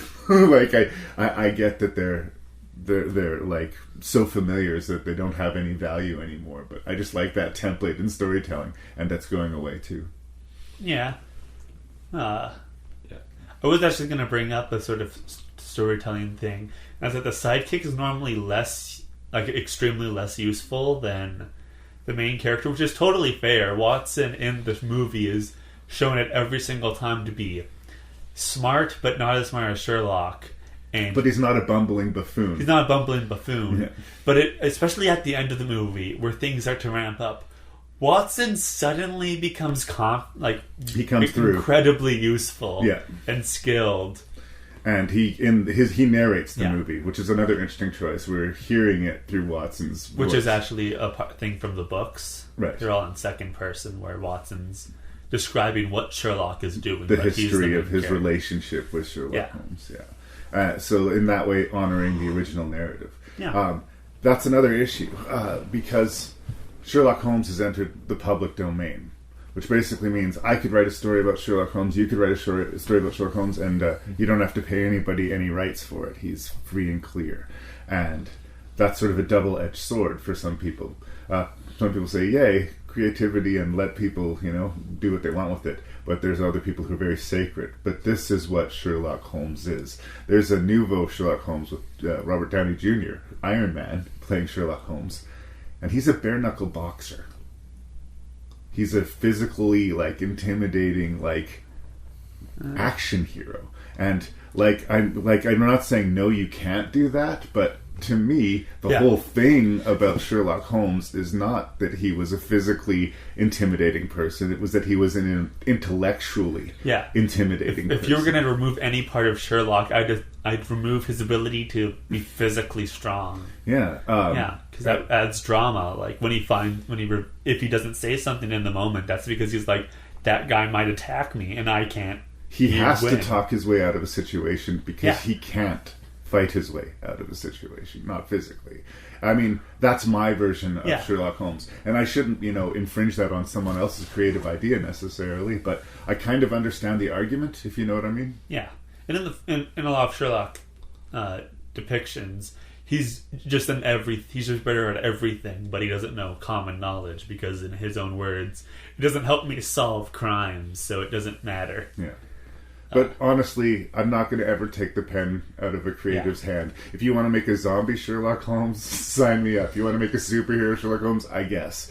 But it's sort of like, what is the core of the idea to me? And I think it's intellectual strength. Yeah, what's the point of making a Sherlock Holmes story if it's not going to be Sherlock Holmes? If he doesn't solve it by figuring it out, he just solves it by shooting a guy. Right? And if you want to make one of those things, you can just say, I got inspired by Sherlock stories, and make a new character. You don't have to deal with the general... They keep on trying to remake The Exorcist. This is one of the greatest, scariest horror movies ever made. Don't remake The Exorcist. Just make another movie about exorcism. Anyway, one other thing that I wanted to add. Barry Levinson is the director of this movie. I've kind of followed his career a lot because he doesn't have this one thing he does. Most directors seem to fall into their groove and you can recognize what they do. But Barry Levinson has done every single type of movie. He's done kids movies, he's done horror movies, he's done dramas, he's done sci-fi, and I don't know. There's something to be said for someone who is game for anything. Not every movie he makes is amazing, but he's up for everything, and respect. Yeah. Anything else you guys want to say about young Sherlock Holmes? No, I think that's everything. Thanks. Egyptians aren't actually evil death cults. No. End of story. I don't think they were speaking on behalf of the entirety of the Egyptian people. No, but it's like these half Egyptian, half British people are the only people that are actively evil in the story that aren't nameless cult members. Yeah. It's silly, but it's fun silly. And also, that's literally most movies were like that back in the day. Oh, about, if you were different and not normal, you were the villain in stories. Well, we were just talking about Indiana Jones and the Temple of Doom. Yeah. I don't know how a lot of Indian tribal cultures worked, but the whole monkey brains and cannibalism, human sacrifice. I think maybe we were bending the rules a little. It was the 80s. It was a different time. Yeah.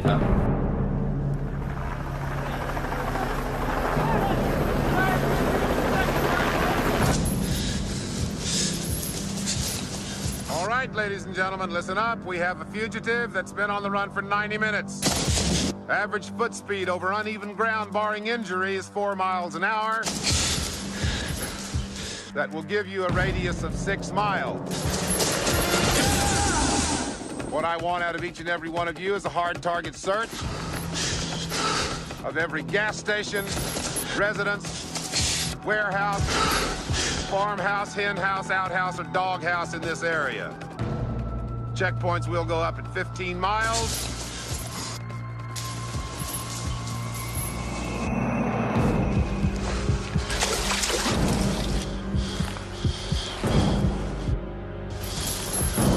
Your fugitive's name is Dr. Richard Kimball.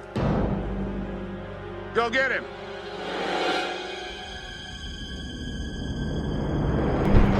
So we watched The Fugitive twice now, and it came out in 1993. So you guys called it an old movie, which really hurts my feelings. There's a lot of things interesting about this movie. It was based off of a TV show from the 1960s.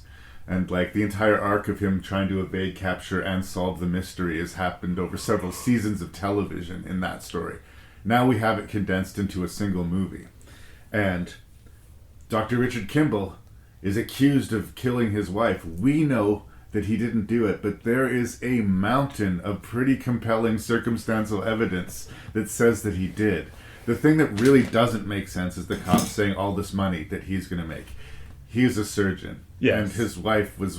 They were already rich. Like, that was a weak motive. But other than that, it looked really bad for him. Yeah. Including her dying words being, Richard's trying to kill me. Because she was confused. She heard Richard.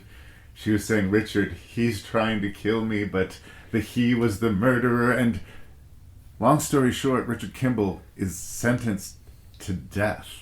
He's being held in prison, being transferred from one place to another. There is an attempted escape on the bus. The bus rolls, ends up on a train track.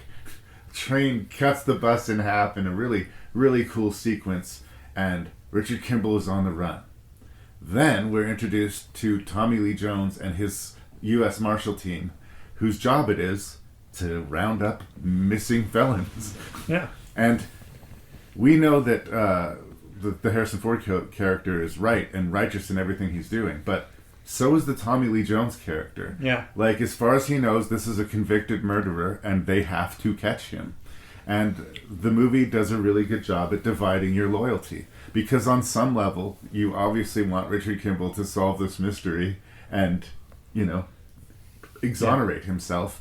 But on another level, you find yourself weirdly cheering for Tommy Lee Jones and his crew because they're really likable and appealing. Yeah. When this came out in 1993, it had been a movie that had been cooking for almost 10 years. And they were rewriting the script as it was being written. Like, it was one of those cartoon things, where they're building the track on the train as the train is going. Yeah. And it just shouldn't have worked out as good as it did. This movie got nominated for Best Picture at the Oscars. In the storied career of Tommy Lee Jones, he won his Oscar award for this movie, which is a fairly straight and mainstream thriller, just a particularly well-made one. So I'm curious, what does The Fugitive mean to you guys? You obviously have no relationship to the original TV show. I barely do myself. How does it stand up by itself for being such a, quote, old movie? It is pretty cool. One thing I do enjoy is they kind of set up Richard Kimball is you don't really know how to feel for him near the start. He was guilty he was framed for his wife's murder, but that was basically all we had to know about him at the start. But we slowly see he goes actively makes effort to become a better person. Right. Yeah. You get the feeling he was much more professional, maybe is the word. I don't know if he was cold. He obviously loved his wife, but he lived in his little bubble and he was happy with it. And it gets completely destroyed. Yeah. One thing that I thought was interesting, though, is when I first saw it, I thought, because I was still in the brain of, I should know this off the top of my head. Like a murder mystery? Yeah, no. Shawshank Redemption. That was a movie I saw recently, and it was made roughly the same time in my brain. Right. I don't know They're if it pretty was. close, yeah. So I thought, oh, they're doing another thing where like we're like it's implied that he's innocent. Oh, you were expecting a big switcheroo. But maybe he's not. Maybe he's gonna figure out how to frame someone else, or like maybe it's like gonna be left in the air and he's gonna like die from another thing. Yeah. So I didn't pick up on the whole like things weren't adding up until the very end. I did like the mystery part. I especially liked that even though he is a criminal, he's going around.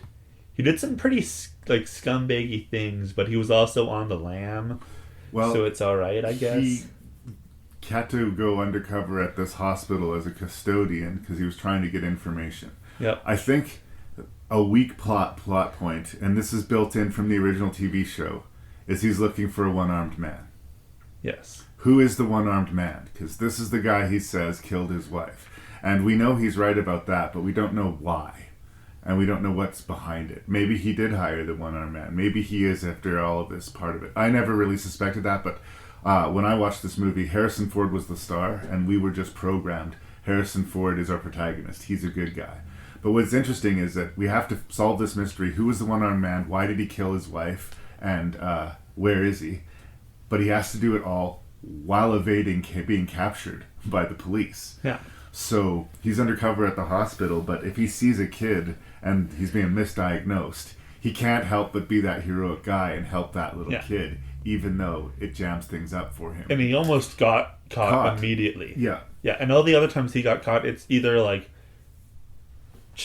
progression that the police have made or a choice he's made from a risk. Yeah. The guard that got stabbed on the bus showed up at the hospital, and when they were wheeling him in, he told them where he'd been stabbed. He knew where he'd been stabbed, so this is where you gotta look. This is where, and the ambulance person or the guy recognized him. Like they spotted him at the hospital because of that. He didn't have to do that. All of these things are telling us he's a good guy. Yeah. Right? But the flaw in this whole idea is the one-armed man. We're going to talk about the young Sherlock Holmes, and remember how I made fun of the fact that the murderer wore this super scary black cloak and rang a bell as she walked? Like, short of wearing and a used shirt... a super specific type of weapon to do it. Short of wearing a shirt that says, I'm the murderer. There's just, like, it's ridiculous. A one-armed man makes the solving of this case significantly more easy in a lot of ways. It doesn't make sense to have a one-armed man as a hitman. It's like if he had a tattoo on his face or a birthmark on his face. Like, as we saw, like, even Kimball, who was literally on the run, was able to deduce who was the possible culprits down to, like, what, 8? To the point where if he hadn't been a one-armed man, he wouldn't have been able to, right? Yeah. It's almost like a convenience of the plot. Yeah. I'm willing to let it go, but I'm just clocking that it's there. I would have liked if they figured out a different way to like lower the thing without it being that specific thing, although it did put him in the hospital. And it was taken from the source material. Yes. That was baked into the story. So they were honoring the story in that respect. Also, someone screaming about a one-armed man killing their wife when there's overwhelming evidence. It sounds like he was caught and he just said the first thing that came to his mind with the most largest description of a person. Right. Yeah. I also appreciate when we get to the sort of heavy in the movie, Jerome Crabb is the guy that he plays Charles Nichols, his buddy, his doctor friend. And spoilers, as we find out, he's responsible for this terrible thing that's happening to Harrison Ford. But he's not this evil villain who like laughs and twirls his mustache. In fact, I don't think he liked that he had to do this to his friend. And when his friend is on the lam, he genuinely helps him out and is warm to him. So they do a really good job of when the worm finally turns and we realize that this guy is our villain, it kind of stings a little bit. He was all fine with Richard Kimball being on the lam and being pursued by the police, even being free. He just needed Kimball to not know anything about this falsifying of medical records that he'd been doing. That was the real thing he was trying to cover up, right? The second Kimball found out people were falsifying medical records, that's when he once again had to play the role of the villain and become that guy. But I don't think he killed Kimball's wife because he wanted to do that. It was just a means to an end, right? Which upsets me because you're a doc, you have a lot of money. Instead of doing literally anything to prevent this with oh, it's all greed. He's a bad dude, for sure. He's a bad dude. But the fact that his mind resorts to, I'm going to murder my friend's wife and then frame him, send him to death by the government. And so you could have just had him die, but it seemed like they wanted him what? Yeah, that would have been the cleaner way to do it if Richard Kimball himself had been murdered. But I think the other doctor had died under suspicious circumstances, so it was, I don't know, strange.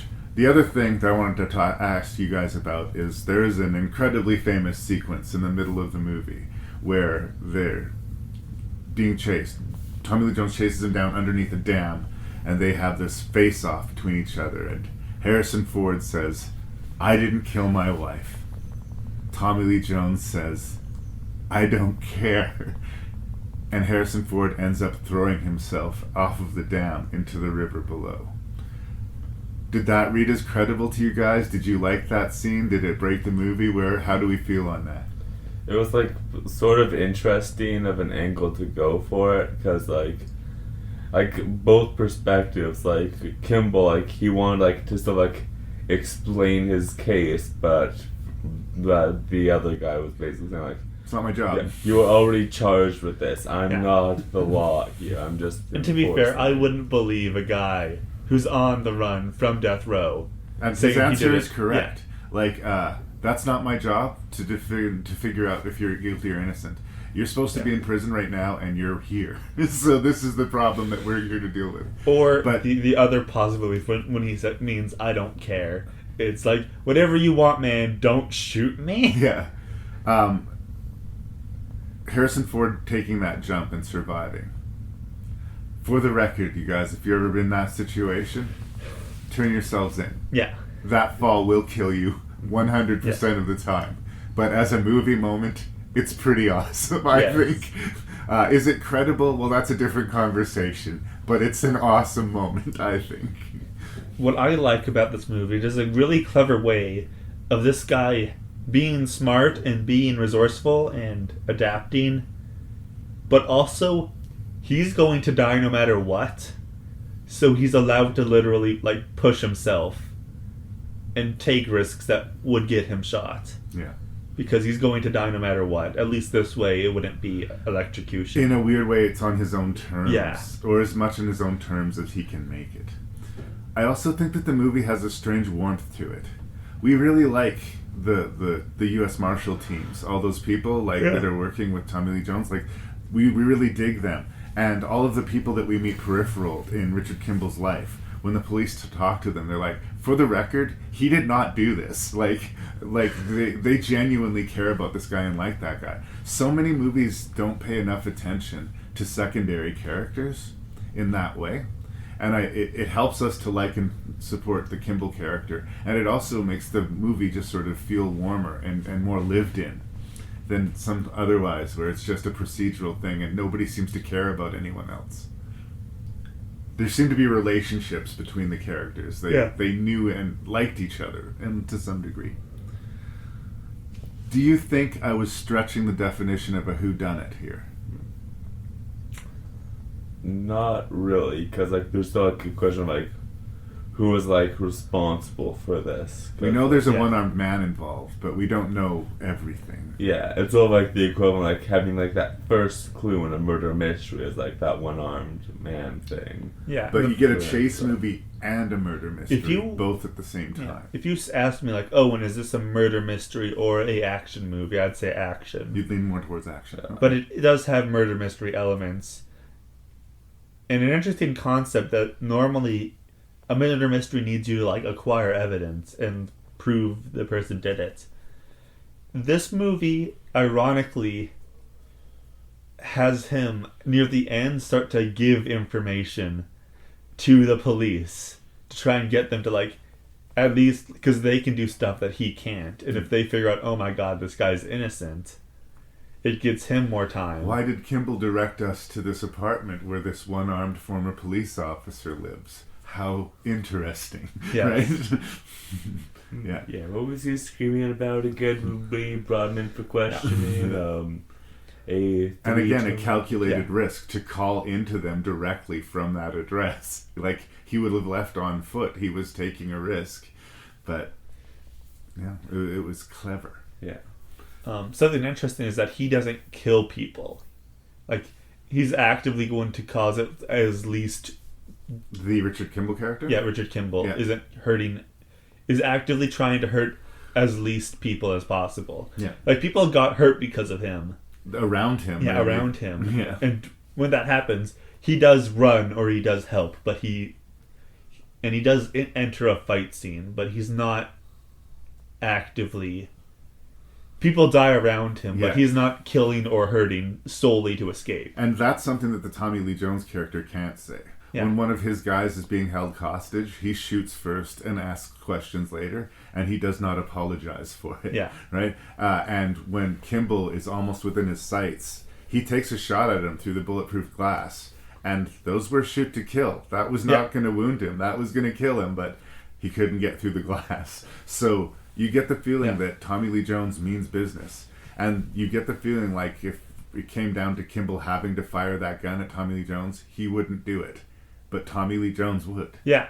Yeah. Which is a weird concept because he's the criminal and cop. Like, Kimball at one point literally, like, had the guy who murdered his wife unconscious. He had a firearm easily accessible. He just handcuffed him to the rail. Yeah. He's a better man than I am. Yeah. But also, like, he's gonna get murdered no matter what. Yeah. This way...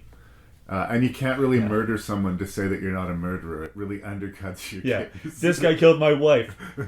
I would never kill anyone. Well, except for this guy here. But I didn't kill my wife. This guy killed my wife. Here's the proof. There's a Arnold Schwarzenegger movie I'll show you guys sometime where his wife asks him if he's ever killed anyone. And he guiltily says, yes, but they were all bad. Is there anything else you guys want to say about The Fugitive? Fun movie. I enjoyed showing it to you guys. There's a school of thought that says it was a little bit overrated in 1993. Like, it's a fun adventure movie, but why was it winning all of these awards? Was it because it was a particularly weak year, or did this movie just have an Irish horseshoe up its butt or whatever? But I don't know. I kind of land in the middle. I think it's a really solid, entertaining movie, and it's really strangely rewatchable. A lot of these murder mysteries don't have the repeat business for me because I feel like the reveal is kind of the reveal. You can watch it again and see what you missed and get it, but after a point. But The Fugitive is something that I can revisit quite a bit and still have fun with. Yeah. Mm-hmm. The Fugitive, Murder on the Orient Express, and Knives Out are the only ones where I feel like I gain more from watching it again. Right. Not so much Haunting in Venice? No, it was fun and it was interesting. I got picked up on more of like the sub-narrative and information, but... Whereas, like you said, I think that's where the action comes in. You can watch this and say, cool chase, cool crash, cool explosion. Oh yes, and a mystery too. Cool point that I missed the first time. Yeah. Stuff like that. Hercule Poirot, I've found something. I've looked at it from every which way. I am the smartest person I ever met, and I can't figure it out, so I came to the second. You are up to something, my friend. I've seen a million of these so-called psychics, each one a fake. I do not believe in psychics. Come with me to a seance. Spot the con I can't. Detective, you are here to discredit me, but I can talk to the dead. I'd give all I have to hear my daughter's voice. If someone wants to be heard, we are here. Listening.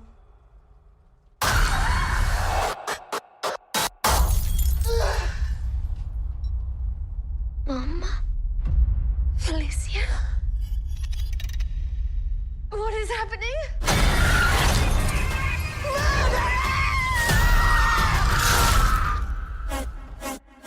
Hercule Poirot is a famous detective created by a famous author, Agatha Christie.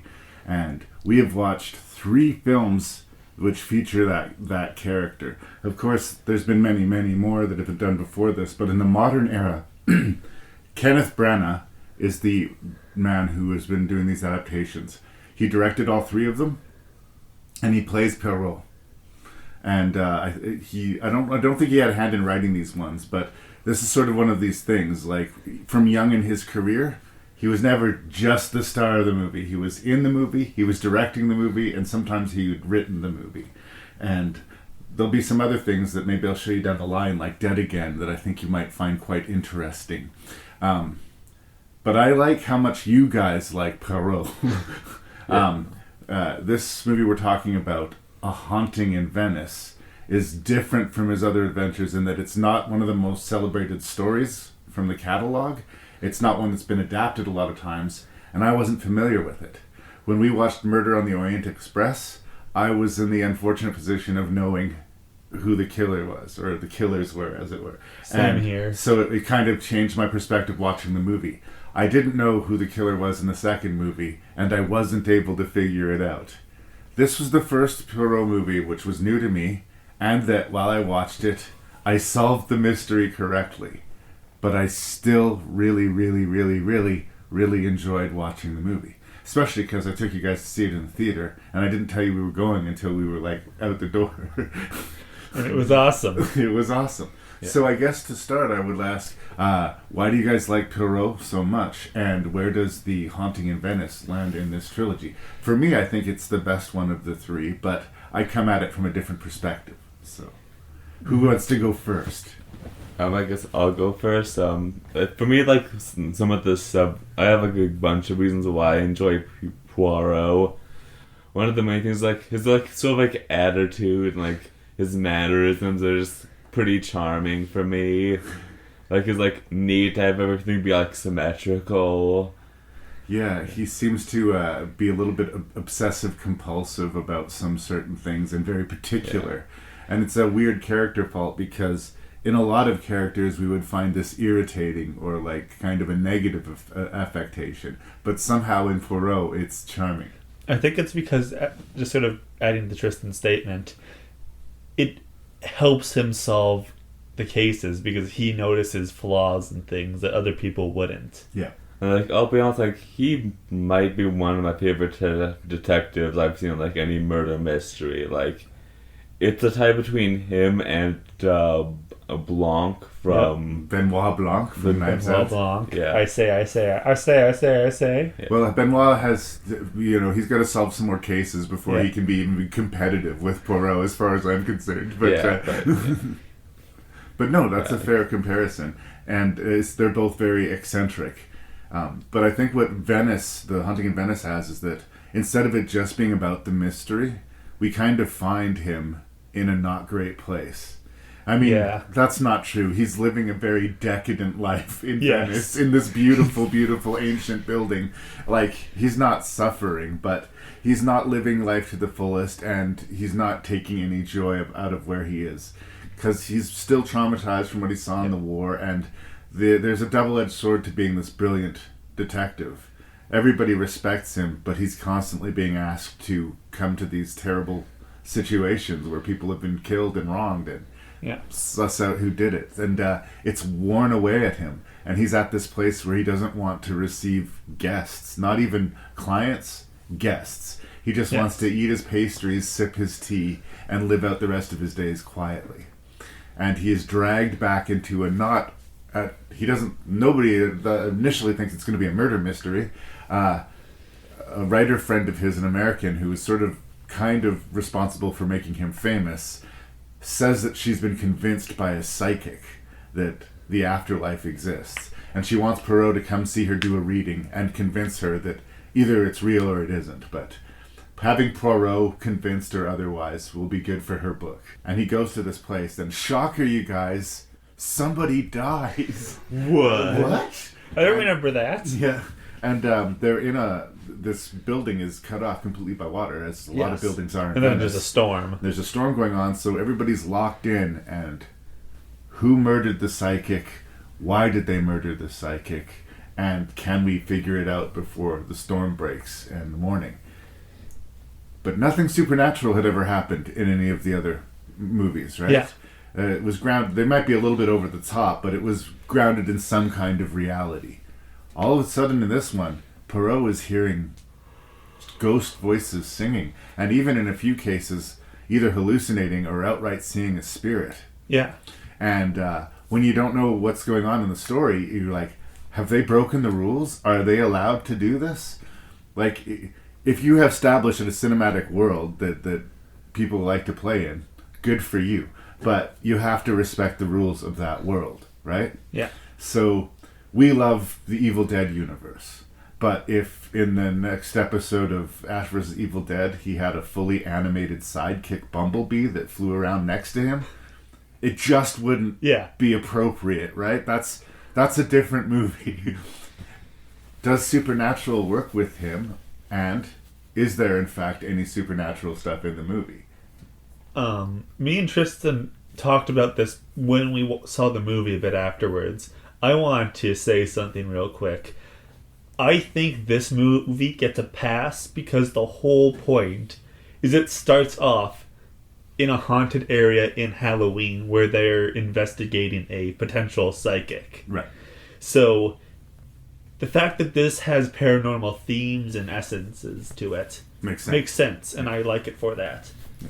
You can very easily determine every single bit of the paranormal scenarios in the house and what he sees and hears through with logic, except for one scene which is sort of up in the air. But even then, you could justify it as so many things. So, if we want to go to the twist, do we want to go to the twist? Or is there anything you want to say before we get into this? Honestly, I'm fine. Okay. I'm just going to the twist. It's a familiar thing because another movie we talk about is going to be talking about this. Young Sherlock Holmes has a similar thing where in this tea, the honey that she's producing for this tea, there's a chemical in it that's actually kind of poisonous. And the daughter had been being fed this tea basically to keep her sick and insane so that her mom could keep her in the house, right? And control her completely. And control her. So once you realize that the Kenneth Branagh character has been drinking this tea throughout the movie, that explains all of the audio and visual hallucinations that he's been suffering. To a point. They also told the whole history of this building. They said that it used to be an orphanage and that the orphans were abandoned here, locked in a basement room and basically left to die, and that their ghosts haunt the place. And through the course of the investigation, they find a secret door which leads to a flooded basement, which does have cages, which did have skeletons in them. Those kids did die in that building. It wasn't just a ghost story. And they didn't need to give us that detail. Mm-hmm. So I think the movie's trying to have it both ways. I think they want to say, if you want to say that there's ghosts in that house, there's ghosts in that house. But if you're uncomfortable with that, if that breaks the story for you, it was the hallucinations because of the tea. And I thought that was kind of a clever line to walk. It keeps both people happy, right? Yeah. I like this because throughout the movie, more and more weird stuff starts to happen the further along the plot goes. Yeah. But also Poirot is drinking more of this tea. Yeah. So it's justifying it in a sense. One thing about like supernatural elements, like you can recontextualize like some scenes. For example, like they're doing like the psychic thing. There's one where the psychic went through like a violent sort of encounter, and the question is like, was that like a ghost actually possessed her and was like actually sending a message through, or was she just trying to stay face? That's a really good point too. And something interesting, plot reasons, but there were basically two cons going on and unconnected to each other in any way. Yeah. But because they were both to the one person, she assumed it was the same con. Right. And if she was possessed and said murderer, That is interesting. What I think is more interesting is if she was fully scamming this, if she was fully doing this to save face. Because that would have meant that her direct choice to push after she's been caught got her killed. Yeah. Well, two things makes me convinced about the psychic. They show all of the fake stuff that the psychic people do, with the wires and the trip falls and the audio and the typewriter, to make it look like she's got channeling ghosts. But like Tristan pointed out, when she spins in her chair and her voice changes and she starts screaming murder, something is different. Yes. And you can interpret it either she's a really good actress, which I think the first time I watched the movie, I kind of did. The second time, I think she was a little bit psychic for real. I think she still put all the bells and whistles and put on the show for everyone, but that there was a little bit of a gift. I missed it the first time we watched it, but the second time we watched it, when she has that conversation with Poirot before she is killed, as she's leaving, she tells him, "I'm not going to see you again." They're in this house for the night, and she had already agreed that they were going to sit again the following evening. Why would she not see Poirot again? Because she was about to be murdered. She made that call. She maybe didn't know that she was going to be murdered, but she knew she was never going to see Poirot again. When I she have left a that thing. room. I have a theory that why Poirot was attacked like that. He was wearing the psychic's mask. He was wearing the psychic mask to do some funny bobbing for apples. Yeah, bobbing for apples. It was this whole thing where she was mentioning stuff about his dead wife and saying you're basically dead but you're still breathing. Have some fun, bob an apple. Puts the mask and cloak on. Says be a bit goofy. Yeah. And then he does that, and then he is attacked. So maybe you're saying she put that on him so he would be attacked? So he would be attacked because she knew that I just said this was not me. That was someone possessing me. Someone in this house is going to try and kill me. I'm going to try and take a long shot and... So maybe when she's saying she's not going to see him again, she was saying you're about to be murdered. You're about to die. See again. And that's really interesting, right? Yeah, and I didn't think about that until you brought it up. And we can interpret it different ways, and neither of us is wrong. Yeah. So that's really cool. I also wanted to talk about the character of the young boy in the house who has nothing to do with participating in the Halloween party. His entire existence seems to be looking after his dad. They have a complete role reversal. His dad doesn't look after him. He takes care of his dad.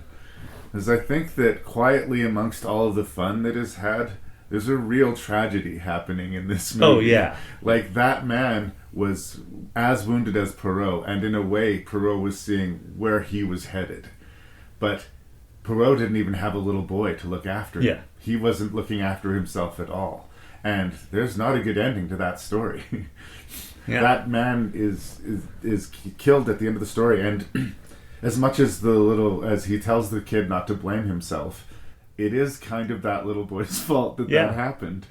And that's really heartbreaking. And sort of, again, the darkness of it gives it a little bit more depth and richness than the other ones, which I did enjoy watching, but they felt sort of like a galloping kind of romp. And this one has a little more weight to it. Yeah, and I feel like you need to do that, especially with the story and the paranormal feel they're giving to it. Also, Poirot is an atheist, and they talk about God, which they don't really do in the other movies. In the first movie, Murder on the Orient Express, he has humanity is sucky and it's bad and there's interesting people, but really I would much rather be in my little goofy stories with my perfection and pretend the garbage of the world's not around me. And then at the end he goes, people are complicated and it's okay for things to be not perfect. This is going through his arc of him basically saying, I'm done not just solving cases. I'm done participating in anything. He talks to me. We see a bit of his life. We've seen he does a lot of stuff. He says hello, thank you, wonderful. He basically only ever has a conversation to try and get someone to say, no, I'm not talking to this person. Well, he actually has a hired man. He calls him the dragon at his gate to keep people away from him. He has purposefully isolated himself. And I think that singles out the movie too. The other movies, Poirot was the main character, but it wasn't about Poirot. Yeah. This movie, he's the main character, and it is kind of about him. Yeah. Yeah. One interesting thing I know is, like, on my first viewing is, like, sort of, like, the major change in tone that took upon, like, the story itself. Because, like, before, like, yeah, there was a murder going on, but, like, it wasn't really, like, I had, like, a logic sense of, like, dread that I had throughout it. Right. And, like, it does have a good job of, like, setting that up with, like, the story explaining about the fate of those orphans. You believe a ghost could be in this movie. Yeah. Oh, yeah. Yeah.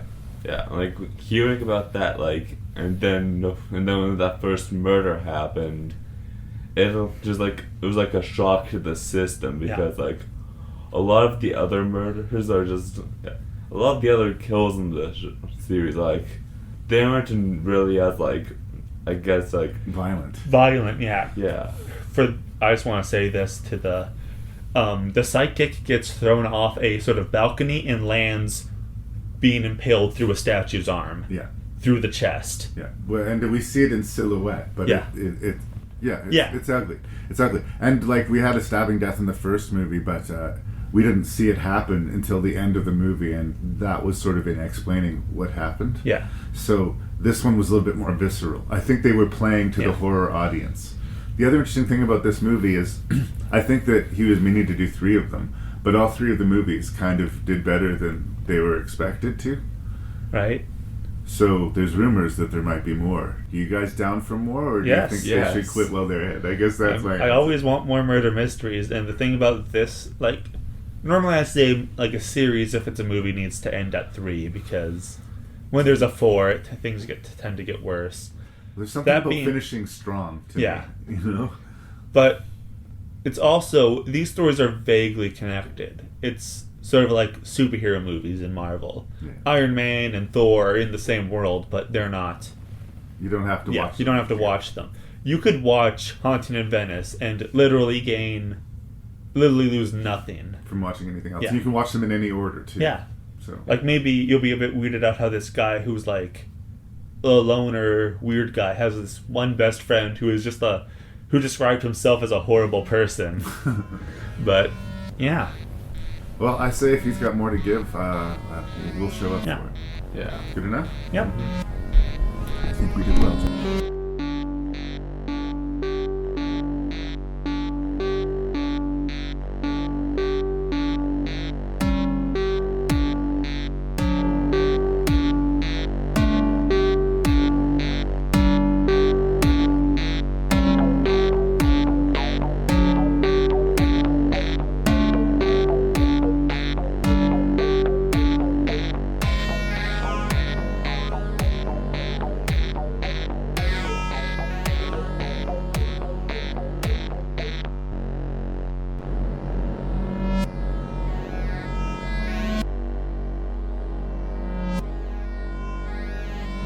So that was 6 whodunit movies ranked. It took us a while to get there, but we got there. Thanks, my boys, for doing this. Just a little bit of bookkeeping before we do this, as this is the last episode. We'll be starting up again in, I would say, September or October, most likely, of, what year is it? 2024, let's say that. So we will be back in fall 2024. Thanks for your ears. We have 3 ranks to do, and we're going to start with Tristan Parsons. Tristan, of these 6 movies, what was your least favorite and why? My least favorite, for me, was Scream 3, honestly. Oh, really? Okay. Yeah. For me, it was, like, mainly due to a couple of things. Mainly, like, the, like, reveal didn't really, like, make me feel anything like the others. Like, it didn't really, like, give me, like, what? No way. Right. Like the other, like the previous 2 Scream movies did. It is often thought of in the Scream fan base even as the weakest or one of the weaker Scream entries. But I'm surprised it made the bottom, but it's your list. What's number 5? Yeah. For me, like, number 5 and number 4 are kind of interchangeable. Right. For me, I put Clue at number 5. Sorry, Dad. That's okay. Yeah. Mainly just because, like, So like the humor and stuff didn't like fully land for me, which like it's just a me thing, honestly. Right. Yeah.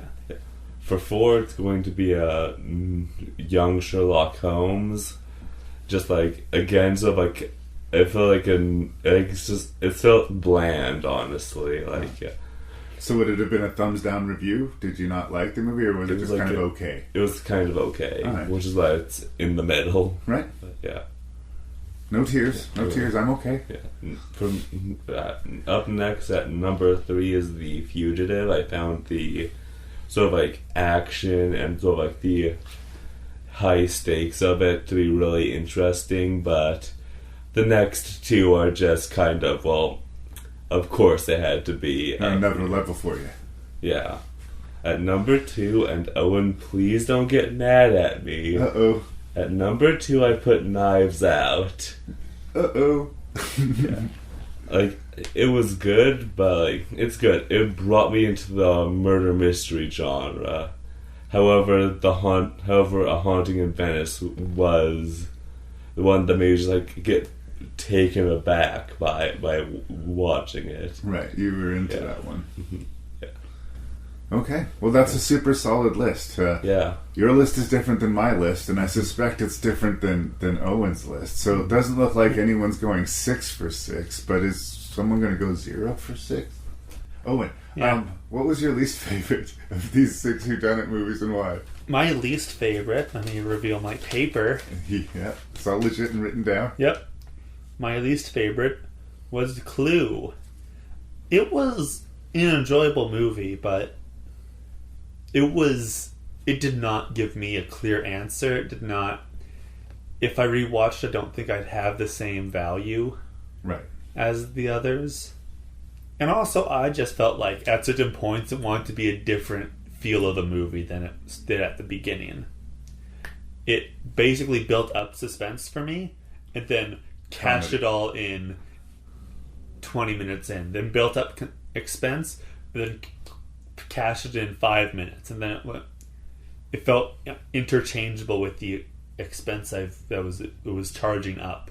So suspense, you mean? Suspense. Sorry. No, that's okay.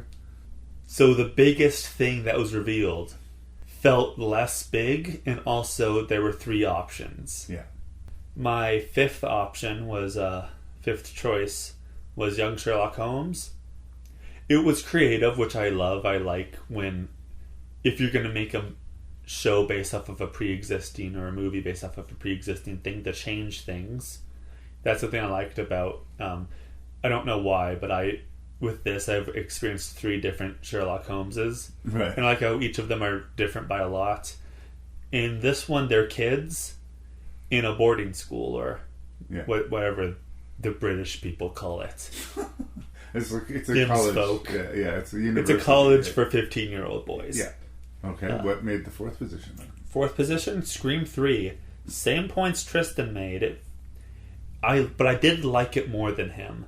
I liked the narrative feel to it, and also how the bad guy was just such a classic villain, like trope thing, evil brother. I should know. It's something you can relate to? It's something I am. Let's be real here. You're the best of us. 3 is The Fugitive. I enjoyed it a lot.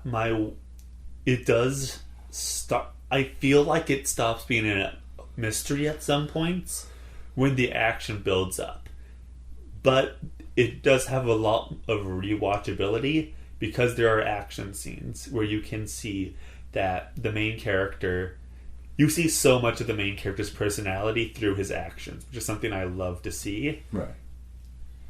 And number 2, Haunting in Venice. My favorite one of the Perot. Kenneth Branagh's done 3 of them. Hercules Poirot movies. Hercule. Yeah. Sorry. That's okay. I like saying Hercules. This felt the most nerve-wracking, as Tristan said, and even rewatching it, my heart was beating the exact same moments it was in the theater. It's just not as loud. And you knew it was going to happen, so that's quality filmmaking. And I do think Branagh brings that too. He's a good actor, but he's a really good filmmaker on top of it. And number 1, the only correct answer, Knives Out. A What? subversion on a subversion. It is so good. I have watched multiple... I basically watched the movie's time 3 times just watching YouTube videos of people breaking down every single tiny detail on things. Look at the clocks. The clocks all add up. That's awesome. I love that. In the actual murderer's house, there is a missing space where he used the jug to burn the forensic place down. Right. There's he has a jugs in his like living room, right, and there's a space in between them, and I love that little bit of detail so much. There if you want to or happen to notice it. And if Dad was willing, I could talk about Knives Out longer than the movie. Well, we already did our time. Yes. On Knives Out, and I want to do my rank, and Please I have to do. go to stupid work for jerks soon. Correct. I'm happy with both of your lists, but nobody, I believe, has gone 6 for 6, and nobody, I believe, has gone 0 for 6. So we're very disagreeable. We're just not lining up. Mm-hmm. Even though I have a sentimental attachment to it from my youth, I agree with you guys. Well, I agree with you for putting Clue at the bottom. I think it's funny. And I think that was the thing that you guys didn't get as much out of, the humor. When I was younger, I got a lot more laughs out of this. And just sort of the chaos of them running from room to room and the rapid exposition. And it also appeals to the theater part in me. But for the theme of this show, which is Whodunit, it is the worst of these movies. Because to the script, after a point, it doesn't matter whodunit. You're right. After the initial setup, it abandons any suspense or thrills for comedy. If you're in the mood for a comedy, watch Clue. If you're in the mood for a whodunit, you could do better. Knives Out. So Clue was in 5th place. Or in 6th place, pardon me. Scream 3, I am putting in 5th place. Again, I'm a fan of the franchise. I like how they did it. I like that we opened with the Liev Schreiber character getting killed, who was a character we were familiar with. He'd been in the other 2 movies. Opening sequence, we lose him. It kind of makes stakes kind of bring back the movie, and everybody's on the table. At the time it came out, we thought this was the finishing chapter of Scream, so what's going to happen? Who's going to die? But yeah, it is the weakest for all those things. I'm not really wild on the fake killing of the suspect. Like, he pretends that he's dead and puts a fake knife in his chest in the special effects room in the basement to take himself off of the list. I don't know, they did that in the first Scream, and it just seems like a cheap way to divert us away from him. And he was her brother. Gasp. But I have fun watching it the way I have fun watching all of the Scream movies. I just enjoy the genre. I have a good time if I'm in that mood. In 4th position, young Sherlock Holmes. I do like how weird it is. I really like how weird it is. But, as we talked about in The Fugitive as well, if you're going to be a criminal, don't ring a bell while you're going to the crime scene. And maybe if you have a mechanical arm, that's going to be a deal breaker. And actually, since we're on the subject, think about it really hard, either of you guys, about tattooing your faces. Just I would advise against it, but especially if you want a life of crime, don't put a tattoo. Well, I wish you told me this now. Oh, damn it. I mean, before, I already got a tattoo on my face. What the hell, man? Young Sherlock Holmes is fun and weird. The mystery is more leading to a big sort of Indiana Jones cult confrontation. And it starts as one thing and ends up at another place. But it's a fun 80s wild, weird ride. I like it. I'm not ashamed. Controversial. All the way in 3rd place. I'm putting A Haunting in Venice. How dare you. Dun, dun, dun. I benefited from it being one of the only stories of the adaptations that I hadn't seen or was aware of beforehand. Like when we watched The Orient Express, I knew what the outcome was. I was just sort of watching this remake version of it. Mm-hmm. In this case, I didn't know the original story, and they were hyping it up for the supernatural angles, and it had a lot of things to go for it in that way. So it was fun, but I feel like I watched it once in the theater. I watched it once with you guys to refresh us for the podcast. I wouldn't say I would be in a rush to watch it again. I feel like satisfying. The Fugitive made the 2nd position because it's a movie that I can rewatch. It is a fun chase action movie that has a pretty basic murder mystery on the back of it. We know that it's not going to be revealed that Harrison Ford really did kill his wife after all, right? And they show us that, yes, the one-armed man does exist in the opening scenes, so the whodunit of it is pretty quite weird, but maybe it's the why-done-it. But Tommy Lee Jones and Harrison Ford chasing each other across the country and jumping off of the reservoir and the whole subterfuge in the hospital and the St. Patrick's Day parade. It's an exciting movie. It's a fun movie. I can watch it a lot. It made second place. But I'm going to back Owen's play, Tristan. I'm sorry, buddy. It's fine. I'm putting Knives Out at number 1. Just, again, because it knows this genre incredibly well and it plays with us. Like, the fact that we know, quote, who did it 30 minutes into the movie. Not just that, we have all the interview bits of every person, what they are to the victim, and then we learn who did it. That's not just a structural subversion, but in a sort of straight narrative level, it kind of cuts the knees out of the dramatic reveal of the movie. But even though we know what happened to the murder victim right away, there is so much more to be revealed. There's a sequel to this, Glass Onion, and apparently a third one in the works. I think Knives Out is significantly better than Glass Onion, personally. I agree. Yeah. But they're both worth checking out if you like the whodunit genre. Mm-hmm. Thanks, boys, for ranking and reviewing with your father. It wasn't that bad, right? Yeah, no, I enjoyed it. You're in the 250th episode, and you were in the 175th episode. These nice, magical, round numbers. Yep. I love my boys. Be good or I will crush you. Mm-hmm. And really, don't tattoo your faces, please. Please. I mean, it's your face, I guess. I can't make you not do it, but I feel fine, like just a neck tattoo. God. You do you. You do you.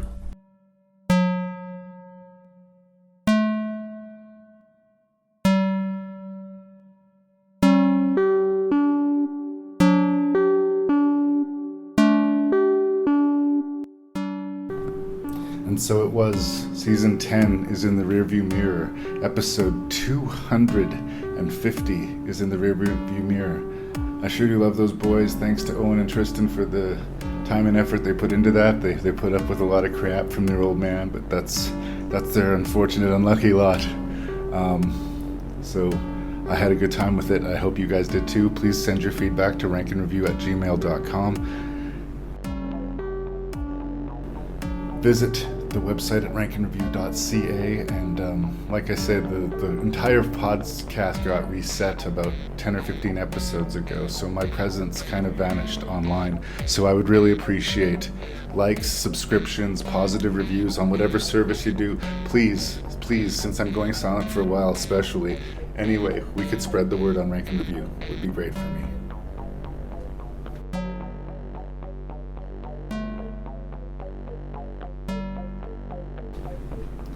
This is the voice of your host and random Canadian Larry Parsons. Thank you, as always, for listening to my podcast.